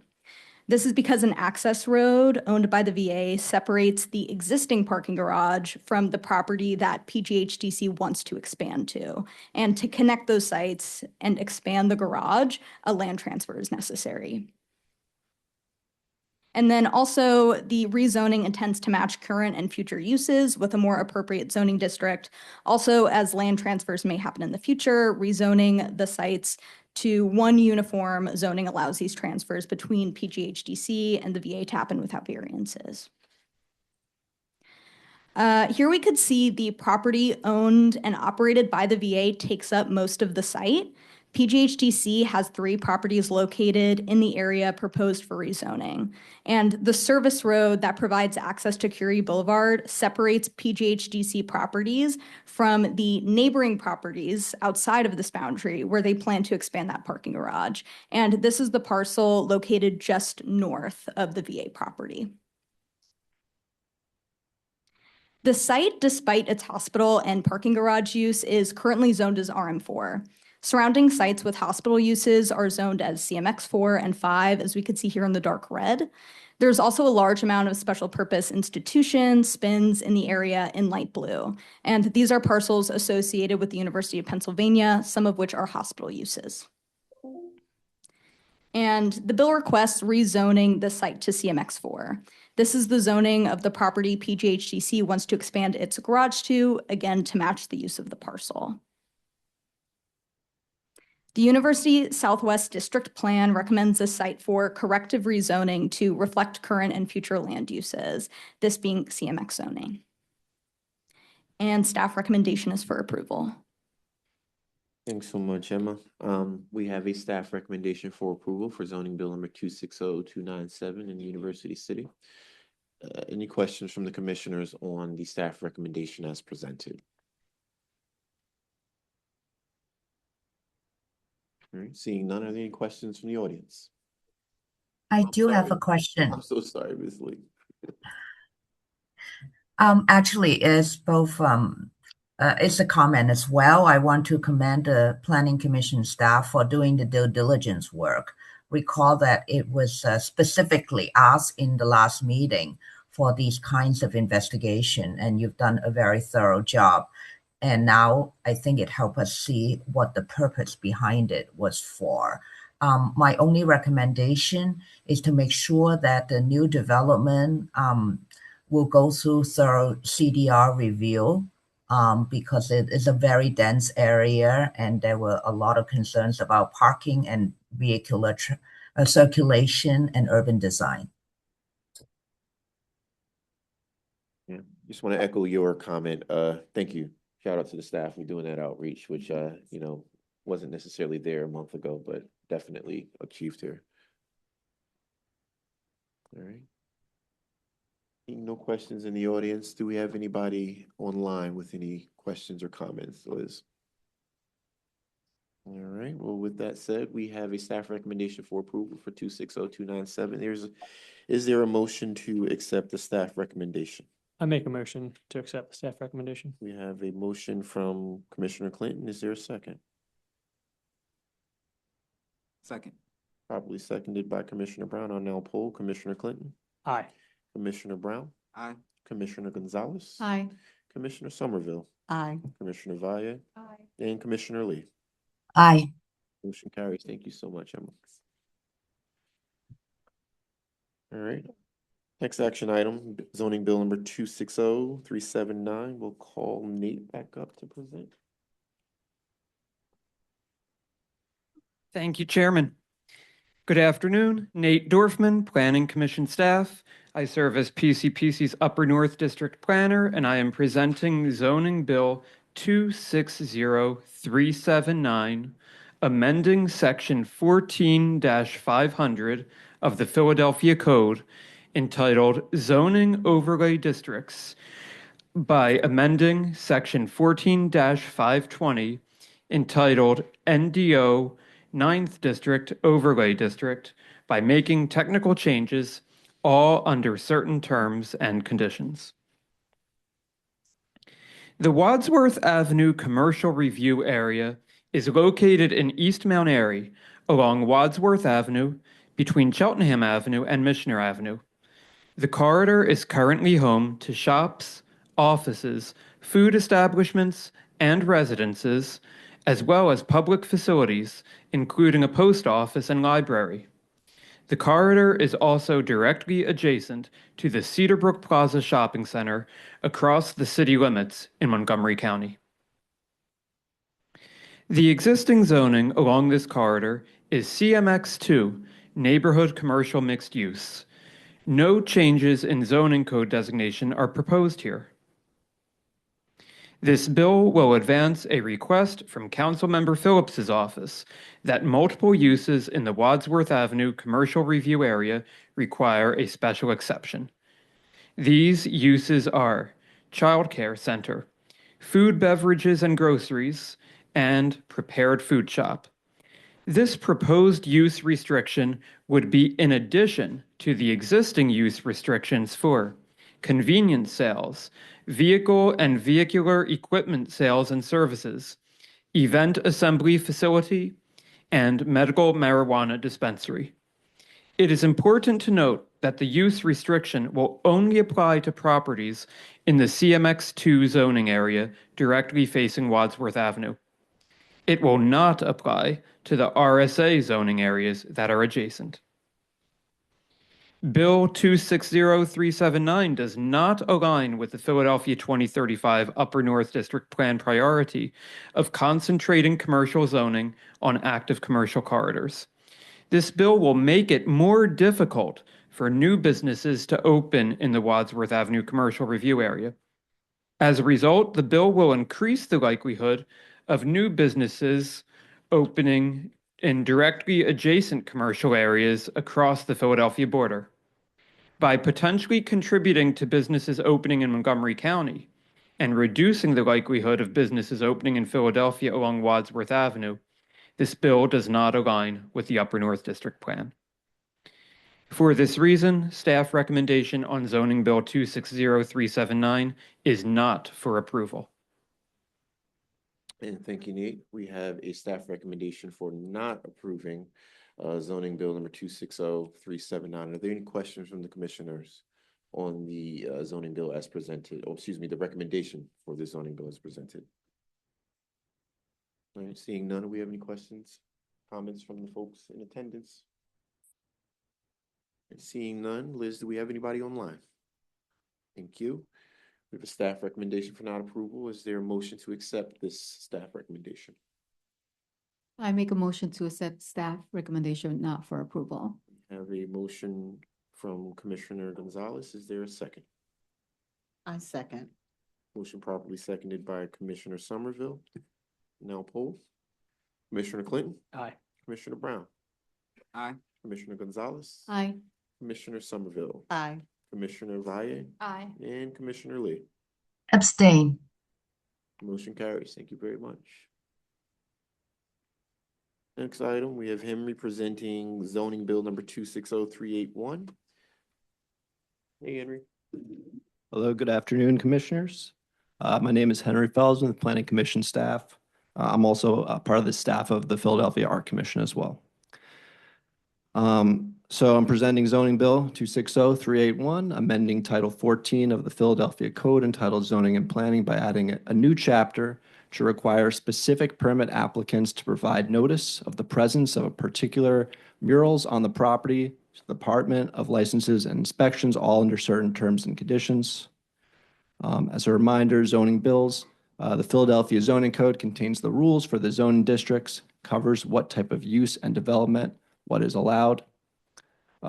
Zoning bills change the zoning code to update what is allowed in different zoning areas, and the Planning Commission weighs in to make sure that the zoning text bill is aligned with the city's overall goals for development. So to summarize this bill, it would basically add a new 11th chapter to the zoning code entitled Mural Preservation with 2 subsections. First, it requires permit applicants to certify to L&I if there's a mural on the property covered by an agreement with Mural Arts, and if so, certify compliance with the agreement notice requirements. And this would include permit applications for any building permit, including partial demolition, as well as a variety of zoning permits, including signage. And then secondly, it authorizes a kind of information sharing between L&I and Mural Arts, where L&I notifies Mural Arts when it receives such applications as noted above, and Mural Arts will provide L&I with a list of properties covered by such agreements that they would update regularly or as appropriate. So for our analysis, and that first piece is just reference to some of the language, A little background on how murals are regulated by the zoning code. They're not typically regulated. They do not generally require zoning or building permits. There are certain exceptions, such as if the mural is on a historic property, or if it contains signage or other structural elements that on their own would require a building permit, but generally by themselves, they do not. And LNI does not currently require applicants to certify the presence of a mural either, so this bill would change that specific fact. As for the agreements with mural arts that are noted in the bill, these are not regulated in the code. They're between mural arts and the property owner. Our understanding is that they would typically occur in the form of wall agreements or contracts prior to installation, allowing the mural to be installed on the owner's property. And that these agreements include notice requests that are non-mandatory that the owner update mural arts if the mural is being impacted.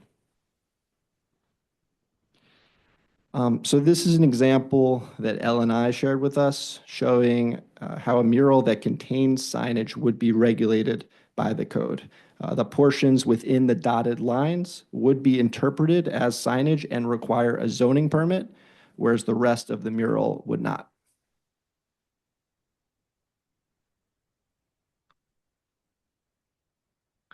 Regarding the second section of the bill on information sharing, staff notes that a current list of mural arts projects is publicly available in a searchable interactive map that's shown there on a screenshot on the right.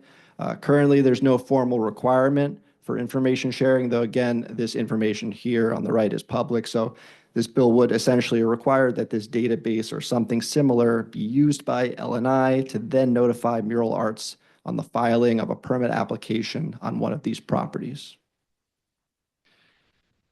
Staff has a number of concerns. First, it would require compliance with an agreement that itself is not regulated by code. So while this bill enforces an agreement, this agreement could be changed in the future and we'd have no control or oversight over that.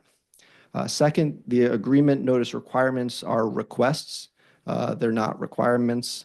Third, it would apply to a broad range of permit applications, which may or may not have an impact on the mural, yet it creates a uniform new requirement. So even if you're putting up a new sign, for example, not impacting the mural, it's a completely different facade, for example, you still have to go through this process. Next, staff is concerned that this is misplaced as a new Chapter 11 in the zoning code, which when it was revised around the time of the last comprehensive plan update was consolidated down to 10 chapters. So this just seems misplaced as a standalone new chapter. And then it applies to mural arts, the organization, as opposed to murals generally. And this sort of specification of the owner operator of a property or piece of property is not typical for the zoning code. Another concern, murals are often located on party walls next to vacant lots, where because these lots could be developed in the future, there's less of an expectation of permanence. And with this bill, while it applies to the properties with the murals, it would not apply to the adjacent properties. So you see the image on the left of the mural with the party on the party wall, and then on the right, the new building that covers the mural, and yet this new building would not have been subject to the requirements of this bill.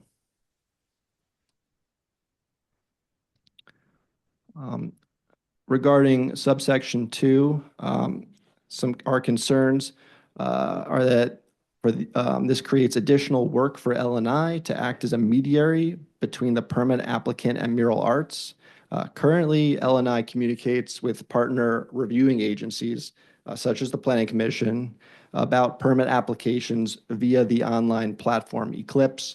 But this does not include mural arts at this time, so a new mechanism for communicating would have to be established. It's unclear to us what mural arts would do with the notification. We understand that they would be able to document the mural for their records. However, these murals are already documented at the time of installation from what we understand. So we're unclear about what it is adding. And finally, data sharing between mural arts and LNI can be done without a zoning ordinance. And in our conversations with L&I, this is something they suggested it could be a preferable alternative. Plan consistency, staff does view the larger goal of this bill, mural preservation, to be consistent with elements of the comprehensive plan, including to preserve culturally significant sites and ensure protection of public works of art. So given this consistency, staff is requesting 45 days to work with Mural Arts and the council member's office to better understand current mural arts processes, the intention of this bill, and how it can be amended to better achieve its goals. Thanks, Henry. We have a staff recommendation to take another 45 days on zoning bill number 260381. Are there any questions on the recommendation as presented from commissioners? Pretty straightforward. Any questions? Any questions from Commissioner Lee?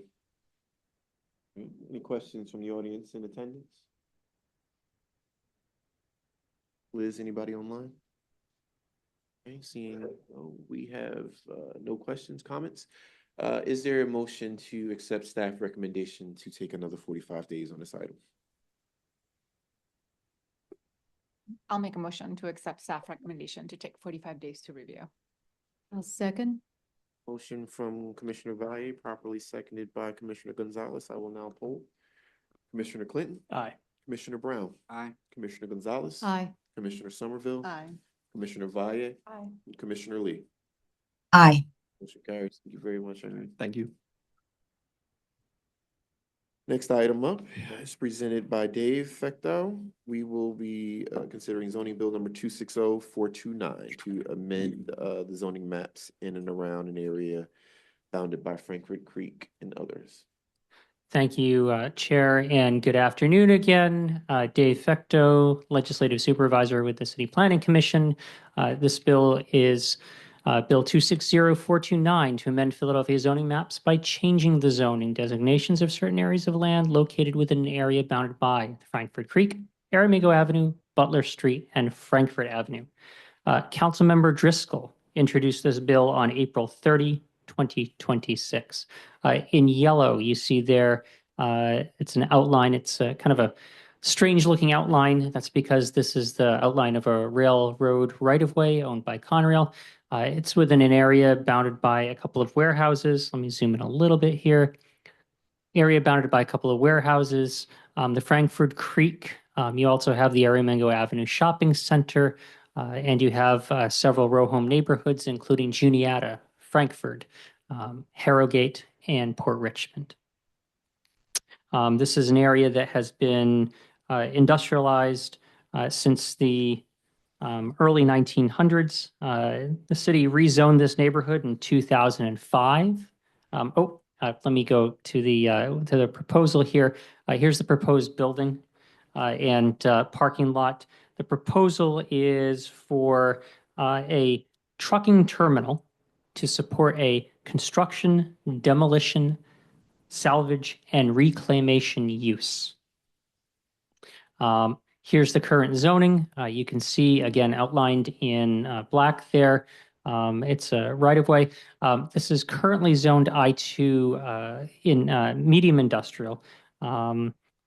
This zoning dates back to 2005, when the city rezoned the site and the surrounding I3 down to I2. And this is consistent with what we've been doing for many years, removing I3 zoning from neighborhoods and, in fact, removing I2 zoning many times from neighborhoods as well, because we realize this zoning doesn't have a lot of place in the city anymore, except for in strong industrial clusters. You can see I3 zoning much further east in Port Richmond, east of I-95 there. In the big, let me see if I can use the cursor. Where my cursor is now, that's the wastewater treatment plant in Port Richmond, the Northeast Wastewater Pollution Control Plant. And that's a large cluster down by the port, but we've been removing I3 from most places. Proposal is for actually this right-of-way property to go to I3 to support the proposed business use. And we have some concerns. The proposed facility will generate pollution from diesel trucks, and fumes will impact nearby residents.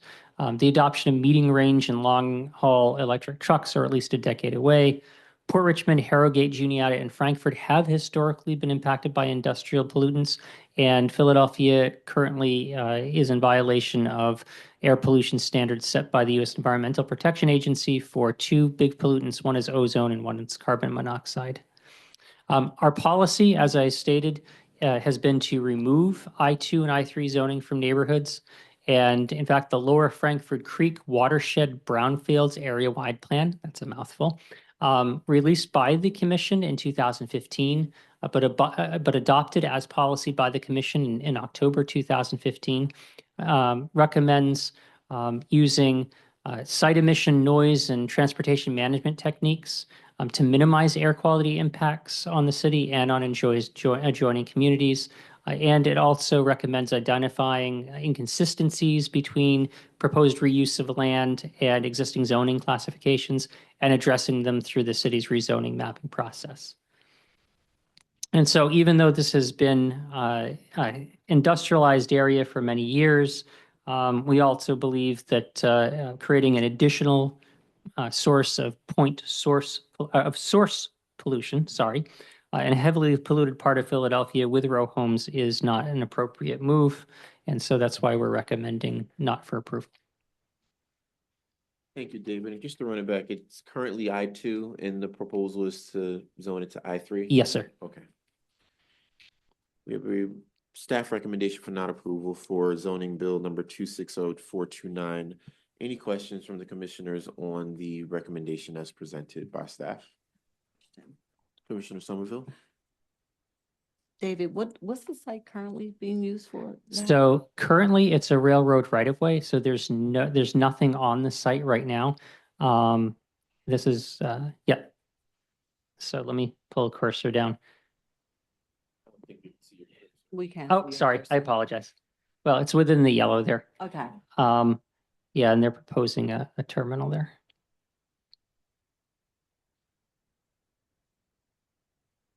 Okay. Any more questions from commissioners?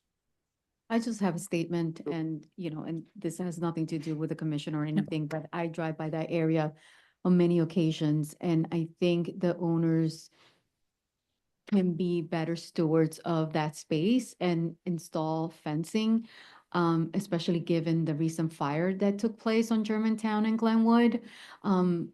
There is a mess back there. And I think given that the nearby residential community, it can benefit from really creating boundaries to make sure that those pollutants don't affect the near neighbors.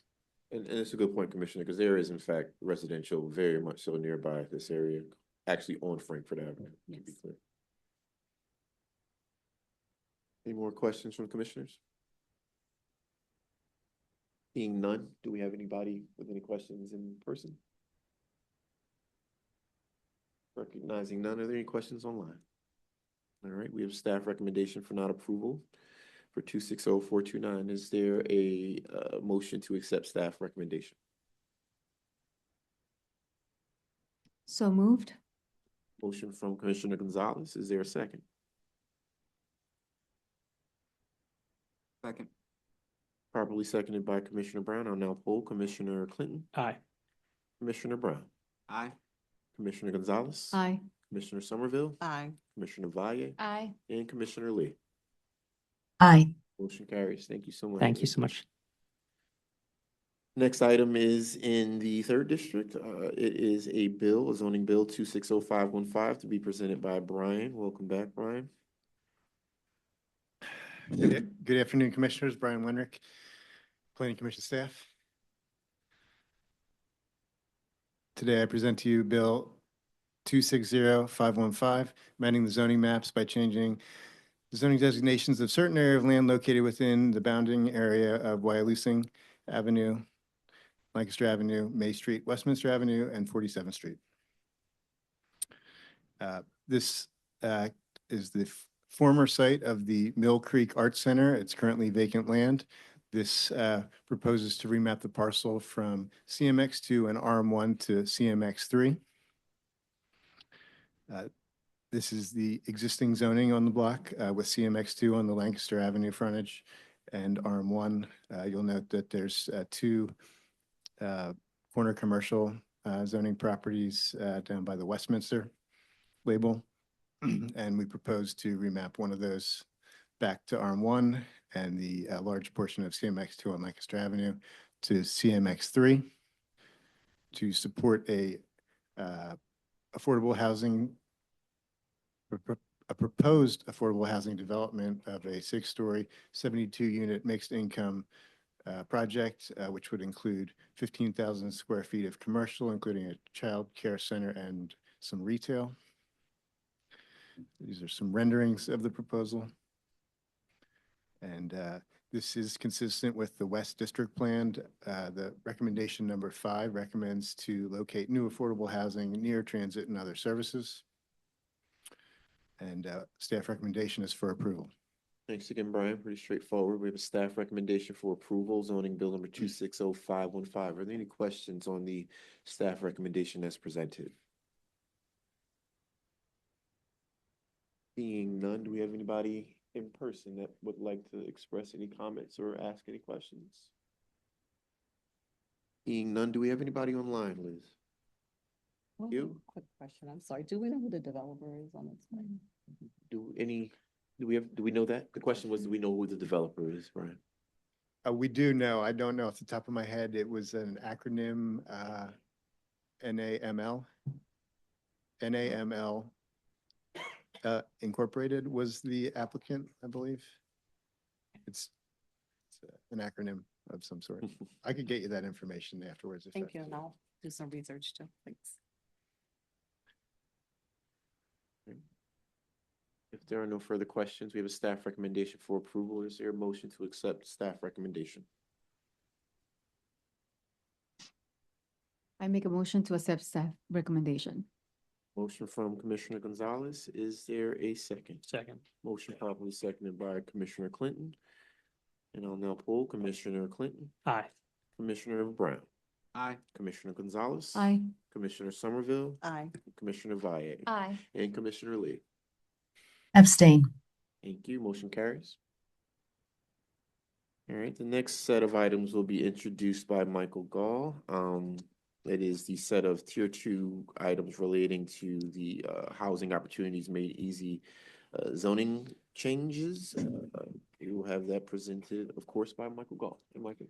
Thank you, Chair and Commissioners. Good afternoon. My name is Michael Gall, City Planner Supervisor with the legislation team on the Planning Commission staff. Here with my colleagues, Amy Boyd and Dan Farrell, to present the second tier of zoning legislation pursuant to Mayor Parker's housing plan, known as HOME, Housing Opportunities Made Easy. Published in April 2025, the Parker administration published a report entitled Housing Opportunities Made Easy, a proposed plan to provide affordable, safe, healthy, quality housing. Popularly known as the HOME Initiative, its main goals related to zoning code reforms were to increase the speed of plan reviews and approvals, to reduce the costs of developing housing, to generate additional housing unit production, and to increase clarity and transparency in the zoning code to make the document easier to administer and interpret. Our legislative package we presented to you last spring for Home Tier 1 was intended to build a foundation with quick wins, high ease, high impact changes that lay the groundwork for future improvements. To review our progress to date, the Parker administration, this commission, and the City Council all aligned and worked together to enact a series of foundational zoning code changes to begin the transformational work that aligns with the mayor's vision of preserving or building 30,000 units of housing across the city. We created a new zoning district to infill existing housing stock with more units in locations with the building stock that supports it. The geography-specific changes to help clear up development snags, removing parking requirements in the places already best able to provide alternatives. Technical changes to clarify and improve the predictability and utility of the zoning code. With this Tier 2 package, we're intentionally building off that foundation for more substantive change aligned with the Parker administration's goals. For Tier 2 of zoning legislation, the staff of the Planning Commission has developed a series of zoning proposals that advance goals in Mayor Parker's home plan to tackle housing opportunities in 2 ways. One, widespread throughout single-family communities across the city, but purposely low density and restrained to match the neighborhood scale of these locations. The other, targeted and intentionally high density, with proposals that help improve transit infrastructure and make those improvements cheaper and quicker. We'll return to the transit-oriented piece in a moment. It's all the news seems to want to talk about. But first, we're proposing to reform our lowest intensity commercial mixed-use district, CMX1. And here to present these proposals is Amy Boyd, also from the legislation team. Thank you, Michael. Welcome, Amy.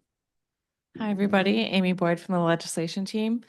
I'm here to present zoning bill 260516, amending Title 14 of the Philadelphia Zoning Code, entitled Zoning and Planning by amending the provisions of the CMX1 Commercial Mixed Use Zoning District in sections 14602 entitled Use Tables, 14702 entitled Dimensional Standards, 14802 entitled Motor Vehicle Parking Ratios, and 14904 Accessory Sign Controls, and making related changes all under certain terms and conditions. So first, a look at how the district stands today. The CMX1 Commercial Mixed Use District is built for the typical corner store with a department above. As Michael stated, these are scattered citywide and mostly on the small corner lots. There's also a variety of building styles. And as the district stands today, you can see on the right a diagram of what's allowed in those buildings generally. So typically it's one residential unit or one residential unit and one commercial unit. These are the typical styles that they could present as we've all seen citywide. It can be a low density commercial quarter in the middle. It can be commercial on the first floor with residents above, as seen in the lower right. And then on the top right, you can see a dugout grade basement level commercial unit with a first floor residential unit being accessed from the next floor up.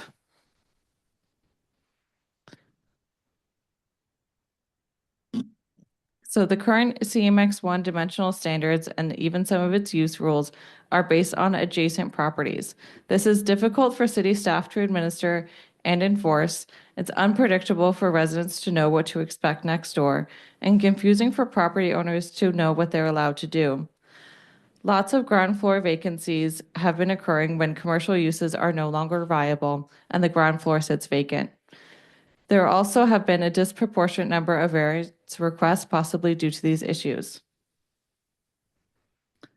So the updates for this CMX1 district are to support the predictability in development and the speed of review for developments in this district, and to provide space for additional residents and goods and services that people are looking for in their neighborhoods. So the updates are both to the use requirements in residential and commercial, and for dimensional requirements. First, we'll go over residential. So in order to increase housing opportunities, the proposal is to allow two-family use by right and to allow additional dwelling units for 750 square feet of lot area. This would only occur on the largest 13% of lots and is also the highest requirement of any lot to residential unit ratio that we have in the zoning code. We're also proposing to allow several uses by right. These are the ones that are most sought at the zoning board and have not been denied for variances and special exceptions as requested. They are for by right, childcare center, community center, prepared food shop, and takeout restaurant. And by special exception, sit-down restaurant, personal credit establishment, and artist studio and artist industrial. So going back to what the diagram we've seen before, current use allowances would be one residential unit and one apartment and one commercial unit. Under the proposal, those would still be allowed.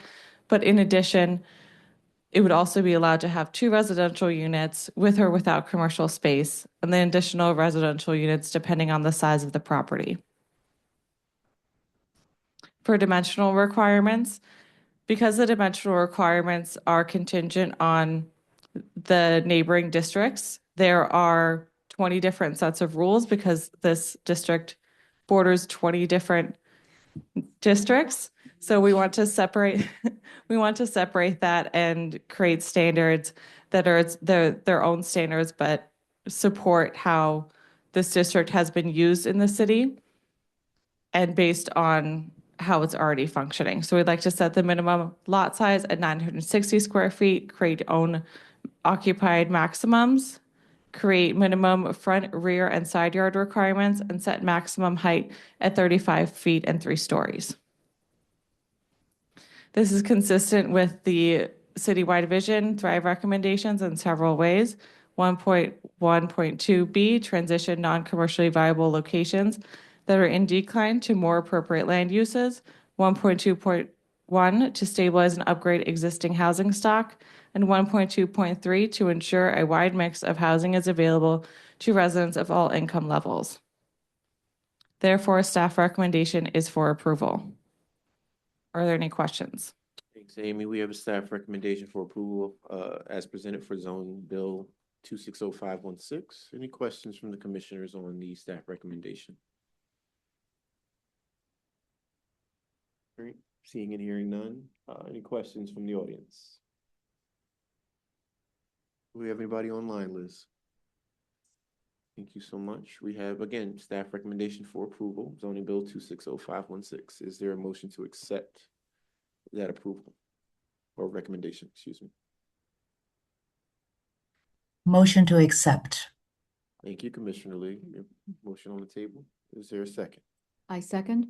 Motion properly seconded by Commissioner Gonzalez, and I'll now pull Commissioner Clinton. Aye. Commissioner Brown. Aye. Commissioner Gonzalez. Aye. Commissioner Somerville. Aye. Commissioner Valle. Aye. And Commissioner Lee. Aye. Motion carries. Thank you so much, Amy. Thank you. Moving on to the next bill in this set, is bill number 260517, which will be presented by Dan. Hey, Dan. Oh, sorry. Set the table here. a little Okay, bit, sir. thank you. You got more tables So set. pivoting now from low-density distributed housing generation to finding ways to target higher-density community development in the places best able to absorb it. Staff of the Planning Commission is excited to share a package of long-awaited reforms we've been working on for the last few years to the city's transit-oriented development policies, currently called TOD in our code. Working alongside DVRPC and SEPTA, PCPC staff endorse a shift in perspective from TOD and its focus on development to the more holistic and equitable practice of promoting transit-oriented communities, or TOC. The goals of TOC are to make it easier for more people to access transit, improve the transit experience for both commuters and employees of transit operators, to create economic opportunities and a more human-scale built environment near stations and for users of transit, and to promote equitable housing options in smart locations. There are 4 bills in the Home Tier 2 TOC package. Here to present on the first two, which both propose to amend the TOD overlay, is Dan Farrell from our Transportation Planning team. Welcome, Dan. Thank you. I'm Dan Farrell, Planning Commission staff. So I'll be taking 2 bills together in one presentation, and then we'll take a vote 2 separately at the end. So the first bill is 260517, and the second is 260519. Both were introduced by Councilmember Gautier for Council President Johnson on May 14th. So the city's current TOD overlay was developed with the new zoning code back in 2012. To date, it has only been designated and mapped in 5 council districts. That would be 1, 3, 4, 6, and 7, and that's all along areas on the L. So the majority of these stations were designated in 2022 or later, and the current TOD radius is 500 feet from all station entrances and exits. So several council offices have indicated an appetite to include some more stations in the overlay, but our Home Tier 2 proposal today is separate from that expansion. So this is so we can assess the expected impact on each additional station's local community as it is proposed. So the bonus and parking reductions allowed in specific zoning districts near TOD stations are not proposed to be changed, but just to review what the overlay currently allows. In our lower density multifamily districts like RM1 and CMX 1, 2, and 2.5, you get a straight increase of 50% in unit count. So if you were normally allowed 10 units by right within the overlay district, you'd now be allowed 15 units. So similarly, the parking requirements are cut in half for our densest residential districts, though thanks to our Home Tier 1 bills, there are now no parking minimums in CMX 4 and 5. So for FAR or floor area ratio, this is where the overlay really begins to provide some major increases in housing opportunities. but we'll discuss that later in some further slides. So why did we look at this? So PCPC staff reviewed data around TOD designated stations to see if the overlay was successful in the ways that we intended it to be. So did we see more units increase around the stations? Was there more ridership around the stations? And if there had been a larger radius, would it increase housing supply? So after looking at permits issued before and after the implementation of the designation around each station for the 500-foot TOD area, outside of Spring Garden, there were far fewer permits issued after the TOD overlay implementation than prior. So unlike what we would have expected, which was to see more units, it really was stagnant. So the radius is too small, or the station was designated after a wave of development. So to implement a larger scale project around the station, it didn't work. So for this proposal, now termed transit-oriented communities overlay, we would expand the applicability radius from 500 feet, which is roughly a half a block, to a quarter mile, which is a little over 2 standard Philly blocks. So this is widely accepted best practice among other cities for their transit-oriented communities program, and it's considered a reliable benchmark for basic walkability. We are also future-proofing the overlay for the addition of new transit types, such as trolleys and regional rail stations. So you can see the image to the right, which is the Paseo Verde project next to Temple University Station. It's a station that was not designated in the overlay. So this project is 4 stories, 120 units, and has no first floor activation. So while this is touted as a TOD project, including by the architect and the university, since the station was not included in the overlay, there are restrictions in some of the type and density of the project that would have been possible under this proposal. So the dotted volume that you can see above the project shows what could have been if this was a TOC station. So the vision here is of a walkable, vibrant communities surrounding the transit hubs that support them and make them possible. But to be clear, this density increase and parking reduction would not apply to single family zoning. This only applies to multifamily residential districts. So this slide relates specifically to Bill 260519. So the current TOD overlay has requirements for all properties within the 500-foot applicability radius to include a use on the ground floor from a list of broad use categories, regardless of what the base zoning district the property is in. So through the Interdepartmental Zoning Technical Committee, LNI reports at least 3 refusals issued for permits in RSA 5 properties within the TOD overlay since inception. So effectively for most residential districts, the only use permitted from this list that would satisfy the requirements of the overlay is family childcare. So any homeowner, any row homeowner near a TOD station looking to pull a permit for a change in dimension or parking or signage also has to be required to include family childcare in their use permit application, or else seek relief from the zoning board for the existing configuration. So in order to safeguard the expectations of single family residents that the TOC overlay would not place an undue burden on them, our home tier 2 package also includes language that exempts from this requirement all residential single family attached and detached, residential multifamily and 2-family attached, as well as special purpose parks and open space districts. So you just wanted to highlight a case study from the current TOD overlay that used this FAR bonus concept to their advantage. This is near the Spring Garden Station on the L. You can see the current 500-foot radius is in the center yellow circle. It barely gets across I-95 from the station entrances, and it applies to any property that is touching that circle. The new proposed quarter-mile radius, which you can see in the larger blue ring, would allow a number of other properties to take advantage of the density bonuses and parking reduction, and would allow or would ensure first floor activation of commercial properties near the transit hub. So as you can see, only specific zoning districts are allowed to take the density bonus, while the yellow single-family residential districts within the radius are left intact. So the biggest success story of the current overlay is a newer mixed-use project at 2nd and Spring Garden called the Noble, which is just barely outside or barely within the current radius. So normally a CMX3 property would be allowed 500% FAR, which would translate to a 5-story building covering the entire lot. But under the TOD bonus structure, they're allowed 650% FAR, a drastic increase. But the developer chose to only apply some of their FAR, creating this L-shaped tall building with ground floor commercial spaces and amenities and reduced parking allotment.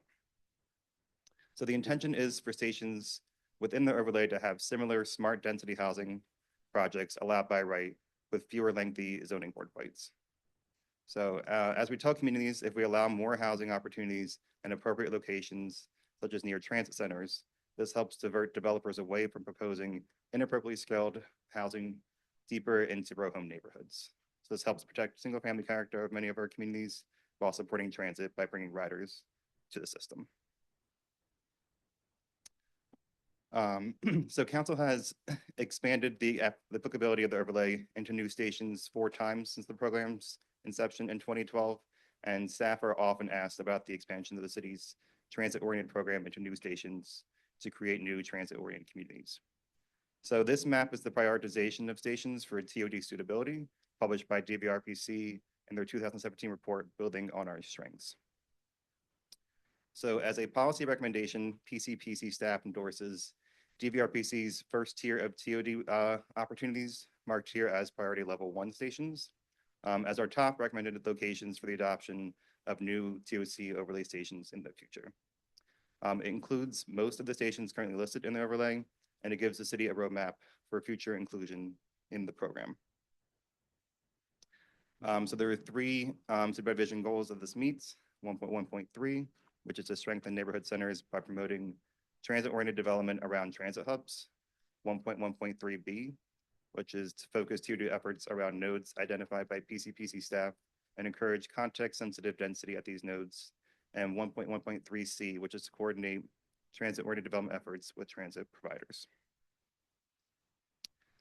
So with that, staff recommendation for zoning bill 260517 is for approval. And staff recommendation for 260519 is also for approval. Thanks, Dan. We have, again, staff recommendation. It was a lot. Staff recommendation for approval for bills 260519 and 260517. Starting with 517, are there any questions on the recommendation that's presented by staff here today? All right.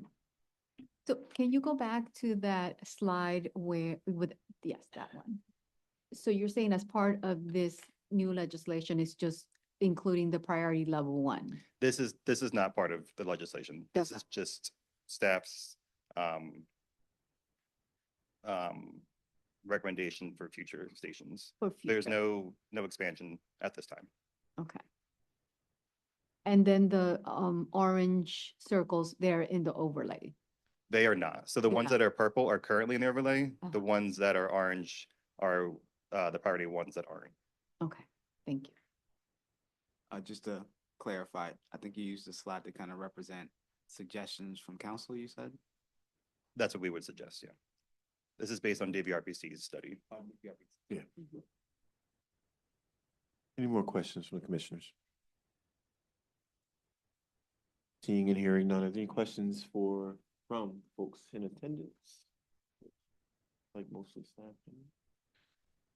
Liz, anybody online?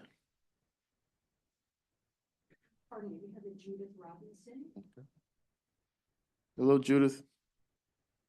Yes, good afternoon again, Judith Robinson, Representative Emeritus, 32nd Ward RCO. I've been hearing about the transit-oriented development for years, and it all makes sense. I'm a lover of transportation. I was very much involved with the so-called SEPTA revolution planning. But here's the thing, you all. It's like the average citizen doesn't understand or know about this. Is there any coordination with SEPTA to market this great idea to the public so that we can really get out of our cars and get into public transportation, get cars off our sidewalks because the density is increasing so rapidly.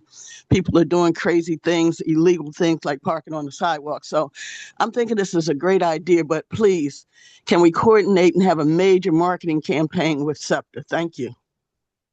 I will say staff has worked with SEPTA on these bills. I can't speak to marketing, but they were deeply involved with this legislation.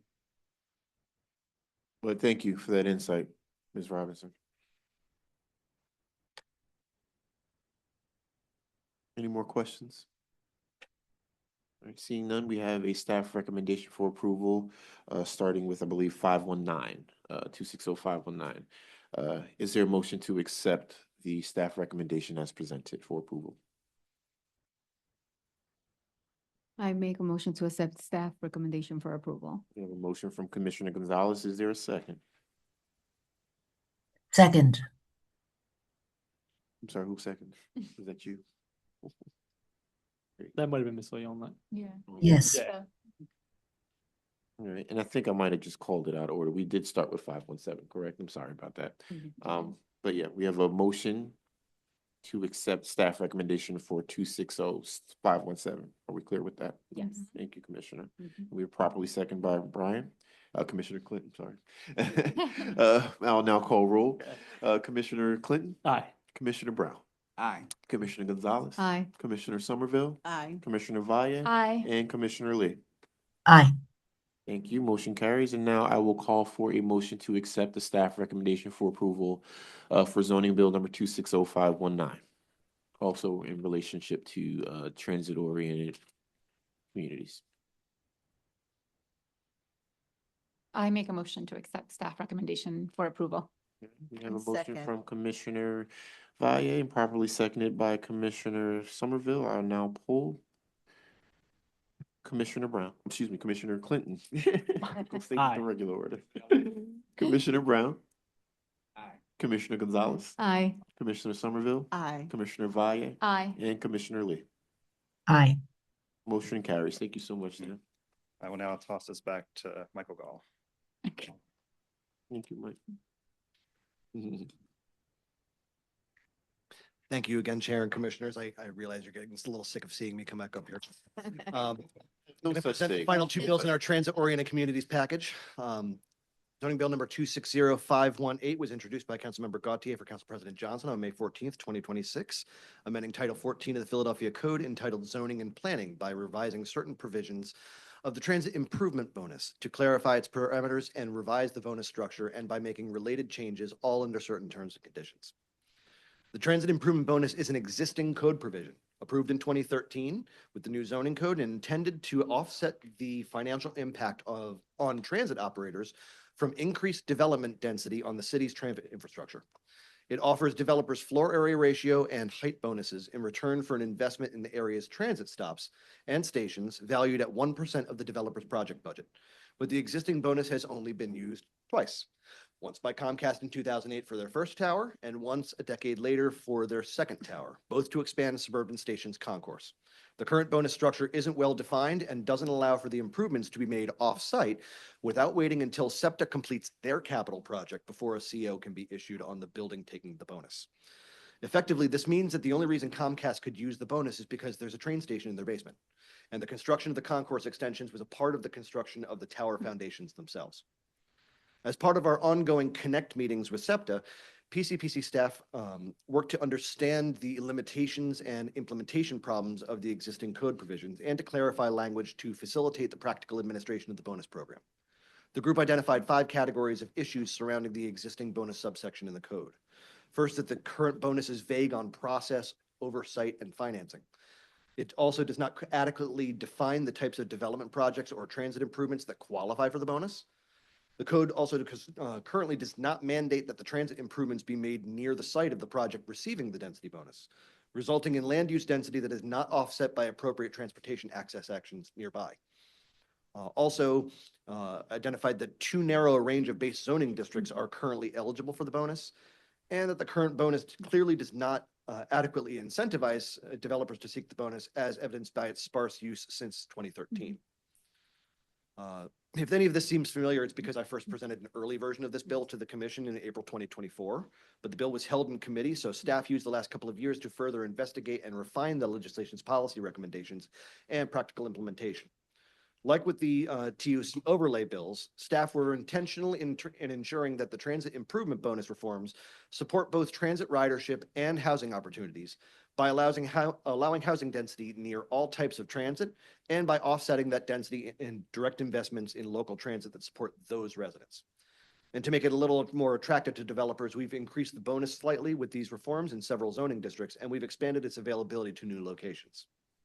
The proposed legislation would address each of these problem areas identified with specific and targeted code amendments. To tackle oversight and program administration issues, the bill gives clear guidelines for roles, benchmarks, financing, and the issuance of bonds, project approvals, and notices to the public and to participating agencies. It also sets clear penalties and processes for dealing with developer non-compliance with the program's terms, which also didn't exist in the current code provision. Additionally, for projects in the public right-of-way, it assigns oversight to the Art Commission to approve design elements before a zoning permit may be issued for the development receiving the bonus.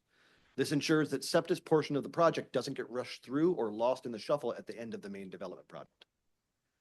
The existing code provisions were also vague on definitions, so great effort was taken by staff to more explicitly define terms, give clear guidelines for what types of development projects will qualify for the bonus, as well as define the types of transit improvements that would satisfy the program requirements.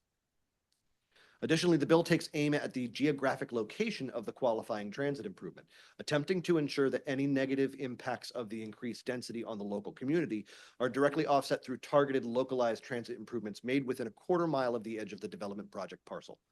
To illustrate the concept, we can look at the area near Allegheny Station on the Market Frankford line near the boundary of Kensington-Harrogate.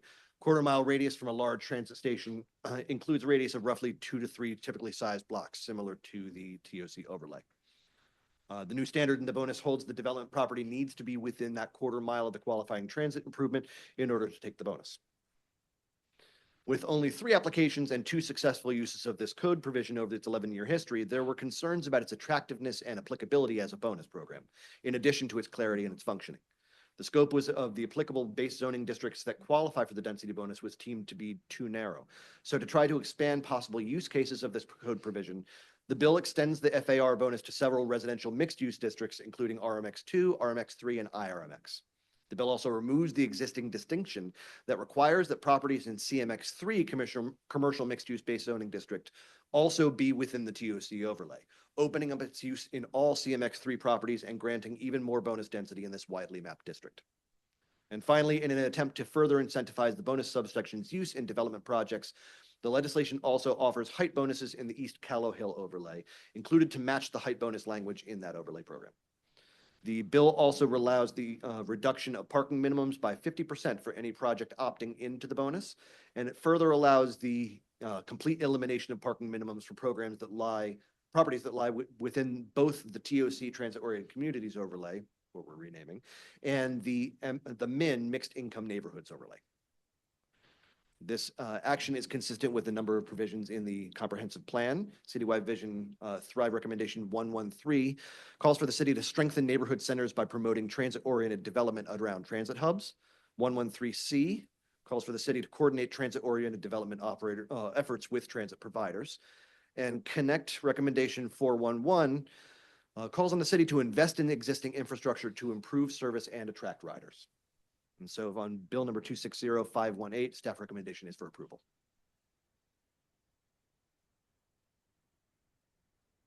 Thank you so much, Michael. We have a staff recommendation for approval, zoning bill number 260518.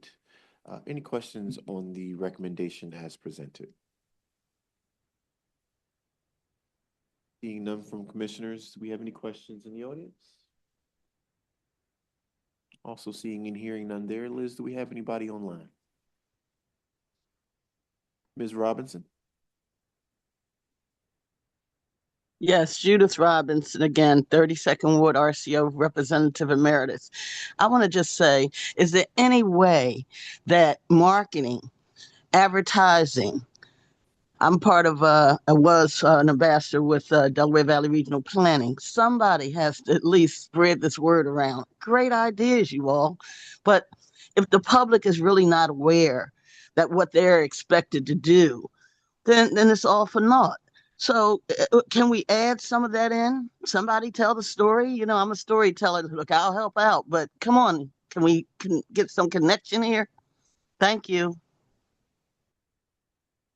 Thank you for that insight. Go ahead. Ms. Robinson, I can't really speak to any marketing plans that the city or SEPTA have in mind for this, but I would encourage all of our citizen groups to go out and speak to their constituencies and spread the word for us about ideas like this. So thank you.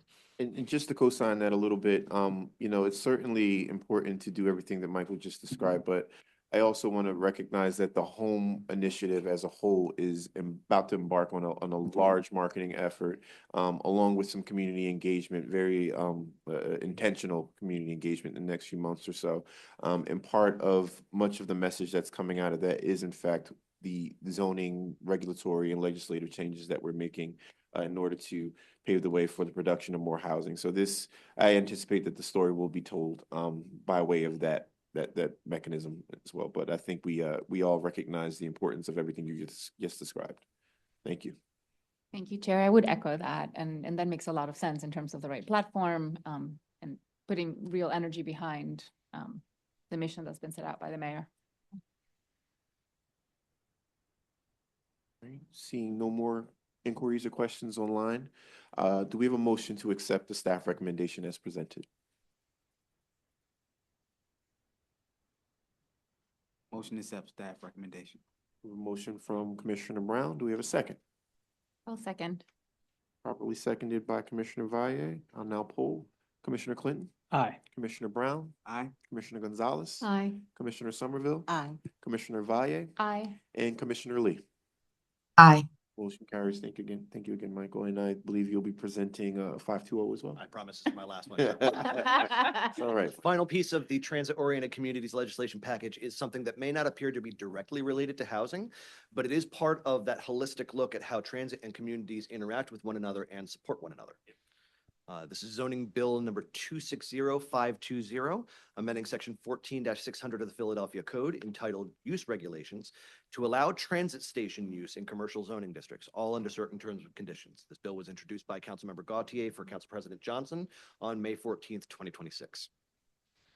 In our regular working group with SEPTA leadership, a need was identified that certain transit stations, ends of line, were proving difficult and expensive and time-consuming to improve, largely due to the zoning permit step. A trip to the zoning board, even for a special exception, adds anywhere from 6 months to 2 years, depending on a lot of factors. And SEPTA estimates this costs them hundreds of thousands of dollars per project in added costs, from administrative to legal to financing costs.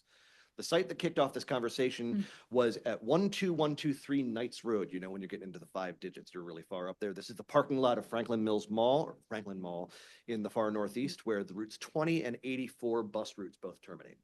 SEPTA wanted to build an end-of-the-line facility for their drivers with a single bathroom, a small heated shelter. And even though this was in the far reaches of a half-empty parking lot in the far edge of the city limits, in a location specifically designed to support mall employees and shoppers, this still required a trip to the zoning board, which at the time of application was scheduling and continuing cases a year and a half out. And so PCPC staff and SEPTA worked beginning in 2024 to analyze station locations and end-of-line facilities and their underlying zoning considerations. The analysis noted that 83% of all stations are in a commercial zoning district, including 67% of all regional rail stations, 78% of all bus ends-of-line facilities, and 100% of all trolley end-of-line facilities. It looked at a number of pertinent case studies, all in commercial districts, to analyze the expected impact of allowing transit station as a use. So this legislation is very short. It simply permits transit station as a use in all commercial districts. This is intended to create more livable multimodal communities by making transit station improvements cheaper and easier. And this is also intended to create a feedback loop with the previous bills in the TOC package, incentivizing further transit improvements and associated higher density housing projects near transit hubs by making those cheaper and easier.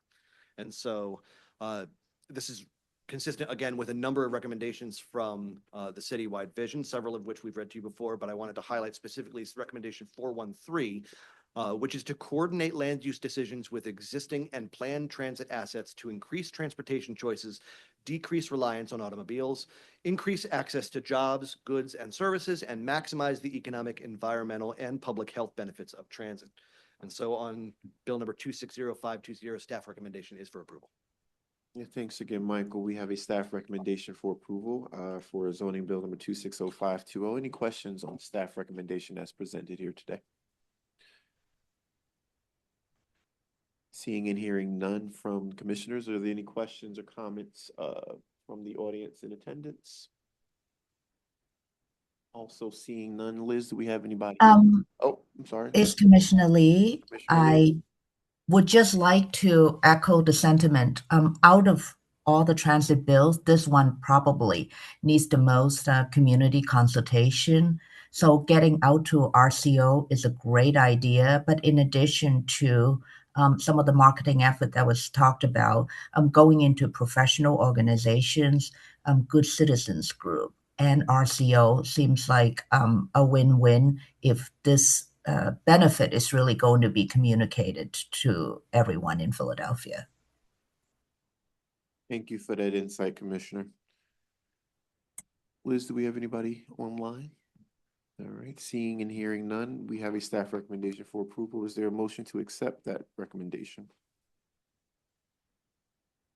I make a motion to accept the staff recommendation for approval. We have a motion from Commissioner Gonzalez. Is there a second? I'll second. Seconded by Commissioner Valle. And now poll Commissioner Clinton, Aye. Commissioner Brown, Aye. Commissioner Gonzalez, Aye. Commissioner Somerville, Aye. Commissioner Valle, Aye. and Commissioner Lee. Aye. Motion carries. Thank you, Commissioner. Thanks, Michael. Take a beat.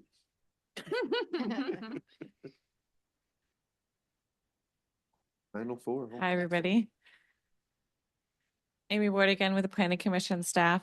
I'll be presenting two items together as they are, the purpose is to allow the same project. So these are zoning and streets bills. Zoning Bill 260462 is to amend the Philadelphia zoning maps by changing the zoning designations of certain areas of land located within the area bounded by Thompson Street, 17th Street, Girard Avenue, Ridge Avenue, 19th Street, Cabot Street, and 18th Street, and amending Section 14500 of the Philadelphia Zoning Code entitled Overlay Zoning Districts by amending Section 14529 entitled VDO 5th District Overlay District, all under certain terms and conditions.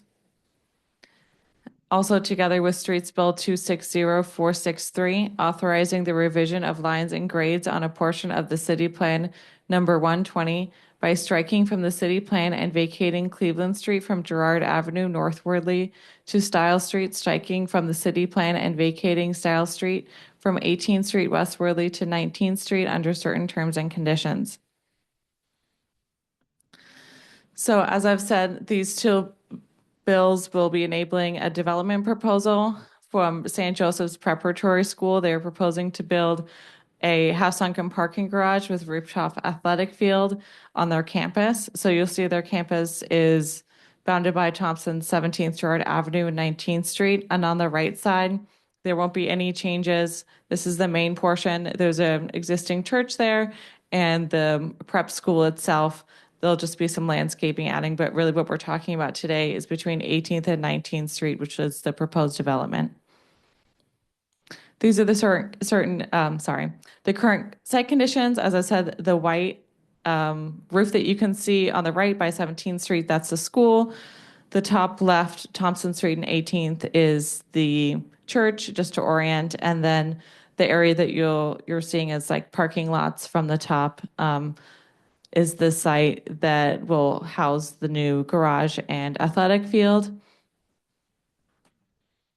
So the first bill, the streets bill number 260463 will be striking and vacating from the city plan Cleveland Street from Girard Avenue to Style Street and Style Street from 18th Street to 19th Street. And you can see that in the dotted red line. And the second bill, the zoning bill, remaps these areas to SPCiv, as we'll see in a second, and then it creates an overlay with some changes in regulations just in the yellow outlined line that we've just seen. So the first one is green roof or rooftop athletic fields, rooftop athletic courts, or other recreational uses located on a rooftop shall be excluded from occupied area. Second, the front setbacks must match the most restrictive adjacent residential zoning district within 50 feet. Fences surrounding recreational uses may be up to 15 feet in height from the surface level of the recreational use athletic field or athletic court, and non-accessory parking is permitted in a SP Civ district. This is the existing zoning. RM1 is the main portion on the right side between 18th and 17th Street. We also have a little bit of RM4, RSA5, and CMX3. And then proposal is to take all of that land to SP Civ, which is special purpose, civic, educational, and medical. These are the proposed drawings. On the top right is the image that we've seen before, and then the elevation as seen from 18th Street of the proposed development. This is consistent with our citywide vision, Thrive recommendations 231 to encourage institutional development and expansion through policy and careful consideration of land resources, and 242 to provide ample resources to cultural institutions to enrich the city's quality of life. Therefore, staff recommendation is for approval of both bills. Thanks so much, Amy. So we have a staff recommendation for two bills in relationship to the development here at 19th and Ridge. First one is zoning bill number 260462, again, recommended for approval. Is there any questions for this particular zoning bill, assuming we take these separately? Can I ask an overall question? What size is the parking garage? Can you go back to that? Sure. I'm not exactly sure what size they are, but we have several members of the applicant team. Perhaps one of them could approach and answer.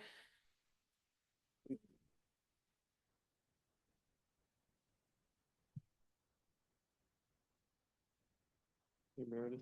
Hi, everyone. Hi, commissioners. Please state your name for the record. Thank you for having us today. Meredith Trego with Ballard Spar. I'm here on behalf of the applicant, St. Joe's Prep. I'm here today with John Marinacci, who's the president of the school, as well as Kate Weiss, who's our engineer on the project. Good afternoon. Good afternoon. Hi, Meredith. Hi, how are you? See you. I have a question about the parking garage size. How many cars will be Sure, allowed? yeah. So currently the parking spaces that are shown on the existing lots, the sort of west of 18th Street, those areas contain about 242 parking spaces. So those existing lots will be consolidated. The parking garage will be partially underground. We can't go all the way underground due to a high water table in this area. So it'll be partially underground. It'll have roughly 340-ish spaces that could go up or down as we kind of configure aisles and ingress egress into the garage. And then in terms of height, the height of the garage itself will range from 4 feet above sidewalk level to 12 feet, 12, 13 feet. There's a slope on between all these parcels. So as you kind of move along the street, it'll, rise in relation to the sidewalk level. The sort of highest level that you're seeing there, that sort of gridded depiction, that's actually the netting. So that is showing something that is much higher than the actual structure itself. So yeah, I know. It's interesting when you look at the plan in person, you can, clearly see that it's netting, and from here it is a little deceptive. The building itself is, I don't know if it's possible to point kind of on the screen of where the field level begins, but it's really the top of that white section along the bottom of the elevation. And then higher than that, we get into the netting. And that's just sort of safety netting to keep, balls from going into the street. Yep. Thank you. That's helpful. Yeah, that is. I was trying to figure out what that elevation was showing. So I have a question. The fence that's being referenced of 15 feet, where is that being anticipated and being installed? So there will be a fence around the perimeter of the structure that houses the field. It won't be 15 feet. I think we're still working out the details. Kate, I don't know if you can. I think generally that it's for fall protection, so it's going to be right around the minimum, what's needed to actually contain people. And then it's the piece that goes up 20 feet is the netting.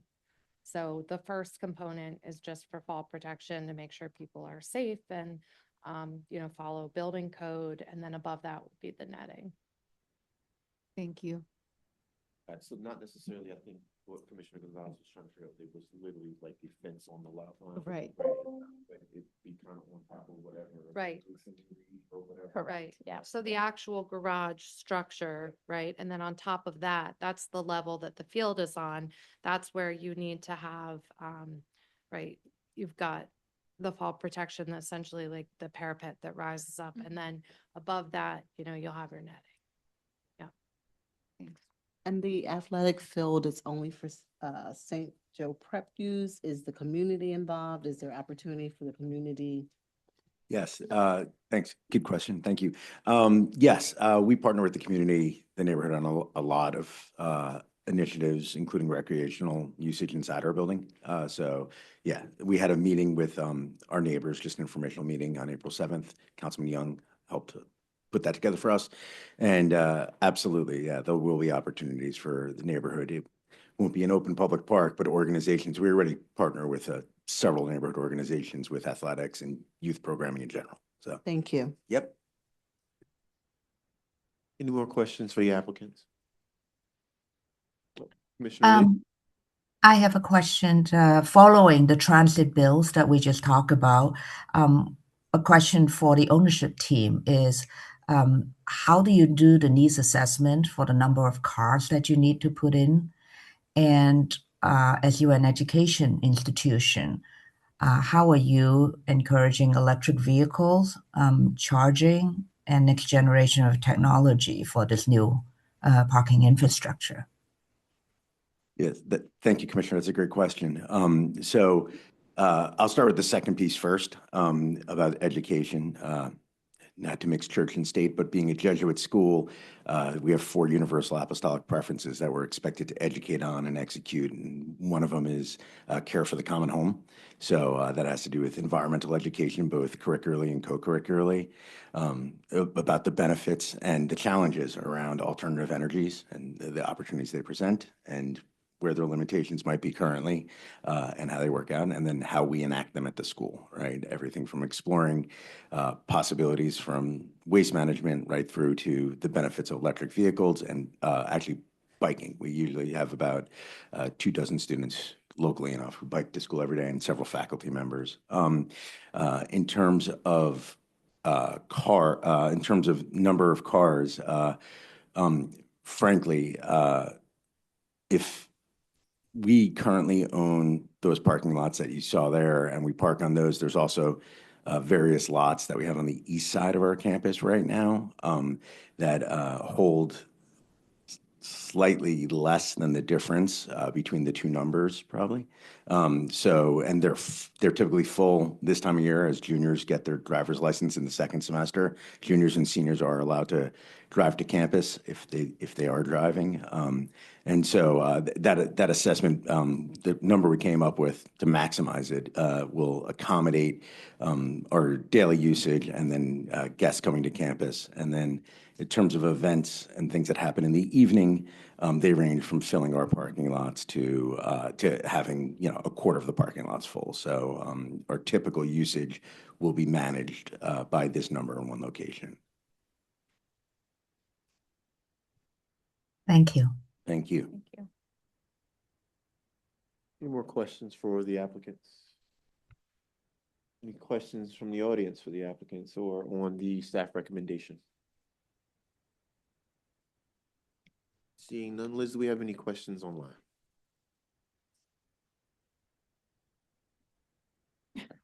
It's 4 o'clock. Yeah. Well, well, taking these separately again, we're still on 260-462. There's staff recommendation for approval of bill number 260-462. Is there a motion to accept staff recommendation? I make a motion to accept staff recommendation. I second. Motion from Commissioner Clinton, properly seconded by Commissioner Somerville. Now call roll. Commissioner Clinton. Aye. Commissioner Brown. Aye. Commissioner Gonzalez. Aye. Commissioner Somerville. Aye. Commissioner Vire. Aye. And Commissioner Lee. Aye.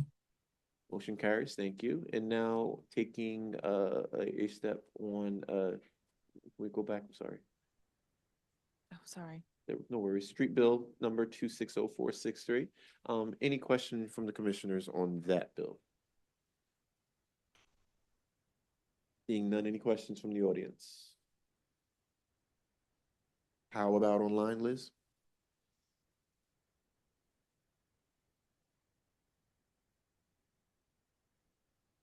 Hey, Ms. Robinson. Thank you, Judith Robinson, and I had my hand raised for the last bill. I did attend the meeting of April, 7th, and that was the only meeting held. And I commend St. Joseph's Prep for staying in the community. That gives me some more bragging rights for my beloved North Philly. However, you all, there were people in the meeting, a reverend at the local church down the street, several members in the community who said they were not informed about the meeting in April and that they certainly wanted more input.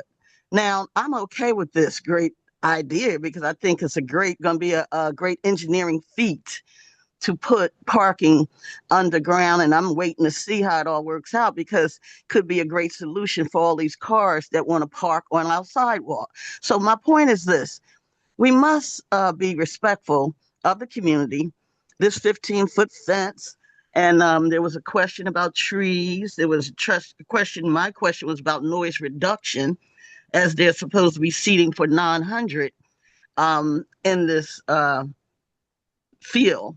So let's just say this: when is the next meeting going to be? You all are already moving forward with this. Probably not 10 people in the whole community would be watching the movement of land as I do all the time, but that's my background. But my point is this: you got to talk to the community about this, the more immediate community. I'm in the community, but not right up on it. And, they would be quite concerned, I'm sure, that this is already passing through and they are not even aware. So I'm just going to caution you all to be respectful of your neighbors and answer all those questions. Thank you. Thank you, Ms. Robinson. Thank you, Ms. Robinson. Hopefully you heard that, Joe. We certainly hear it, and we note that, we'll be back through the public process as we go through CDR and other aspects of it once we're at the sort of application stage of the development. Thanks again, Meredith. All right, hearing and seeing no more questions, we have a staff recommendation for approval of Streets Bill number 260463. Is there a motion to accept staff recommendation? I move to accept staff recommendation. We have a motion from Commissioner Somerville. Is there a second? Second. Properly seconded by Commissioner Clinton. I'll now call roll. Commissioner Clinton. Aye. Commissioner Brown. Aye. Commissioner Gonzalez. Aye. Commissioner Somerville. Aye. And Commissioner Valle. And Commissioner Lee. Abstain. Motion carries. Thank you very much. Thank you. Thank you. Thank you. Okay. All right, y'all, we're coming down the pike here. All right, the last set is going to be presented by Jonathan, who I saw in the elevator 3 hours ago, so you timed it perfectly. And Jonathan will be presenting a pair of bills in relationship to our beloved airport. Jonathan? Thank you, Board and Chair. I am here, Jonathan Goins, planning staff. I'm here with two property bills. Should be pretty quick. Two separate properties, one on either side of PHL Airport. Both deal with Department of Aviation and expansion of their operations. So I'll be presenting them in succession. I'll make a unified recommendation based on consistency with the comprehensive plan, and then we'll vote on them separately. We're very familiar with that process at this point today. Both bills were introduced by Councilmember Driscoll on behalf of the Council President Johnson on April the 30th. These are our first and only property bills on the agenda. So a quick overview of how property bills work and the Planning Commission role in the process. A reminder to the members of the public, should they be listening, there are two opportunities for the public to participate in this process during this PCPC meeting, and then again during City Council Committee meeting on the bill. First bill up is Property Bill 260426, which authorizes the Department of Aviation to acquire an expanded easement through privately held property at 8350 Executive Avenue. 8350 Executive Avenue, seen here in yellow, sits east of the PHL runway and adjacent to a mix of airport-related uses. The property is also notably directly adjacent to aviation-owned property at 4630 Island Avenue, which you see labeled here on the map. A property on which aviation intends to develop a climate-controlled storage facility in support of expanded cargo operations at PHL. Zooming in, you can see that undeveloped 4630 Island Avenue parcel where the trees are and the existing easement in blue. So aviation already has an existing easement through the property. The proposal here again is to expand that easement. You see that shown in red to allow for the installation of utilities to service that proposed climate-controlled storage facility on 4630 Island Avenue. That proposed 241,000 square foot warehouse on 4630 Island would accommodate temperature-sensitive cargo, such as pharmaceuticals, perishable food, and specialized electronics. Our second property bill involves the acquisition of property at 8800 Tinicum Boulevard, and this is to the west of the airport. You see it here in yellow.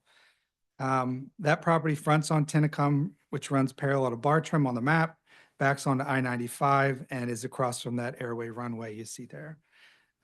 Across Bartram Ave, there's PRA property, currently open space, which abuts John Hines Wildlife Refuge, and the single-family residential you see there with access from 84th Street. Currently on the 30-acre 8800 Tinicum, there's a vacant building, formerly a PNC office building, that has been vacant at least partially since sometime in 2018. To the far east, you'll see on this map, I just labeled it so you can get oriented. You can see that 8350 Executive Avenue property from the other bill. If this map, to stay on it for a second, seems familiar, it's because the commission saw this property 2 years ago for a proposed rezoning of the property. And so it might look familiar to some of you. That zoning is currently CMX3, which is consistent with the present use on the site, consistent with the recommendation of the Lower Southwest District Plan, and consistent with aviation's proposed use for the site. They say that what they intend to do is have airport office use and airport-related parking on the site if they're able to acquire it. PCPC staff considers both property bills, that expanded easement at 8350 Executive and the acquisition at 8800 Tinicum, to both be consistent with the comprehensive plan recommendations, particularly citywide recommendation 4.4 seen here. 8800 Tinicum in particular, as I said, that proposed office and parking use is consistent with the district plan recommended zoning of CMX3. I would note in closing, if the Department of Aviation should consider any change of use or redevelopment at 8800 Tinicum at a future date, planning staff would recommend sustained and meaningful engagement with nearby stakeholders, especially the Eastwood community, a community which has a long history of impacts from industrial and auto-related uses and other environmental factors. So we will now, again, take those bills in order. They were introduced and I presented them, starting with 260426, that utility easement at 8350 Executive Avenue. Staff recommendation for that bill is for approval, again, based on consistency with plan recommendations that support airport operations. And staff makes the same recommendation on the same basis for 260427, the property bill for the acquisition at 8800 Tinicum Boulevard for airport office and parking use. So we're going to vote them separately. I'll come back to the first one for a motion and a vote. Thank you so much, Jonathan. Again, staff recommendation for approval for the first of the two sets of the set of bills that he just presented, 260426. Is there are there any questions on the staff recommendation as presented from any of the commissioners? I just have a question regarding the site. If we can go back to, so 83, the executive office, is this in addition to the current executive offices that are being placed in the proposed? You're asking Next slide. about? Go to the other slide. Yeah. So This the one? area in, Yeah. right, in the yellow, like they're Yes. proposing for parking and executive offices. And offices, yeah. Is it in addition to current executive offices that they already have? So are they? Yeah, I don't know where this, so I know the aviation has a master plan. for PHL. I don't exactly know where this fits into that. I'm not sure. Liz, you can check if anybody is online. They were invited, but if they were, they might not still be online. I don't know where this fits in. I would say this is consistent with the sort of airport policy to basically, if a property comes on the market and they can be competitive and it's a fair price and it's next to the airport, they're going to try to acquire it. So this is consistent with that. I don't know exactly where, if this is a proposal to move, right, some stuff permanently or temporarily from their existing, obviously they have administrative, stuff on site at the moment. I do not know for sure if this would be a relocation of that or part of the expansion, like additional office space. Yeah. Sure, yeah. To your point, Jonathan, this has been vacant for quite some time now, right? It has, yeah. Nearly 10. I think it was actually built on what was once PRA owned land. Mhm. Wearing a hat some years back, I'm recollecting a certificate of completion process, which involved, I think, some percent for art requirements, so on and so forth. But it has been vacant for quite some time now. That's correct. Circle back on your comment at the end there that you mentioned if because you're concerned that the neighbor should be engaged if the airport decides to down the road change the use or sell it, but not right now because all they're doing is acquiring. Is that what you mean? That they're Yes, yeah. I mean, it's not that they missed a step this time and they should get it right the next time. correct. I mean, we did have a comment earlier about zoning changes and that this is not one, it's just an acquisition. So I don't Okay. know exactly what the responsibilities are so far as notice for a An property bill. acquisition, right? There aren't any. No. But if they were to change, if they were going to redevelop and if Right. obviously it was something inconsistent with the current zoning, they would at that time, have to go through that. Right, but there's not a Engagement concern right process. now with how this is being handled and the. Okay, sure.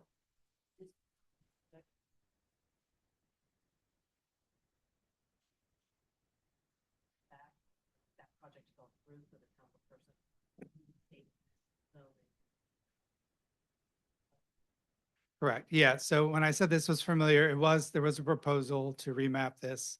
I think it was industrial mixed zoning for at least the marketability of a potential redevelopment. Again, that fell through. It reverted to the previous zoning, the CMX3. So, right, which is consistent with what we recommended in the comprehensive plan. And I don't think there's a lot of concerns on our part around what the potential is under that existing zoning. I know there were some public comments and some RCO comments at that time.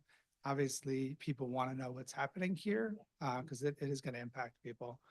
And that's my recommendation, right? Is that if something major happens here, that process should be robust. Any more questions from the commissioners on 426? Seeing none and hearing none, any questions from the few people left in the audience?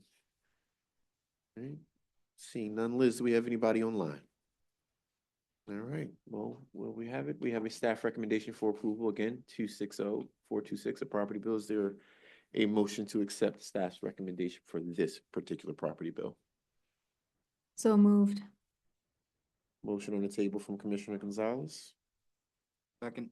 properly seconded by Commissioner Brown. I'll now call roll. Commissioner Clinton. Aye. Commissioner Brown. Aye. Commissioner Gonzalez. Aye. Commissioner Somerville. Aye. Commissioner Valle. Aye. Commissioner Lee.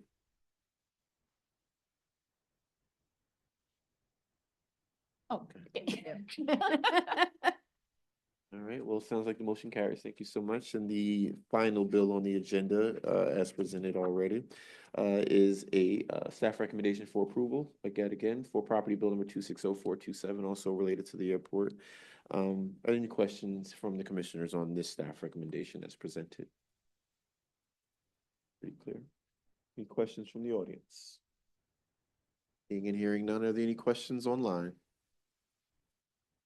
Seeing and hearing none. Is there a motion to accept the staff recommendation for approval as presented? Motion to accept staff recommendation. Motion from Commissioner Brown. Is there a second? Second. Properly seconded by Commissioner Clinton. I'll now call roll. Commissioner Clinton. Aye. Commissioner Brown. Aye. Commissioner Gonzalez. Aye. Commissioner Somerville. Aye. And Commissioner Valle. Aye. Motion carries. That concludes our agenda. Is there a motion to adjourn? So moved. Is there a second? I second.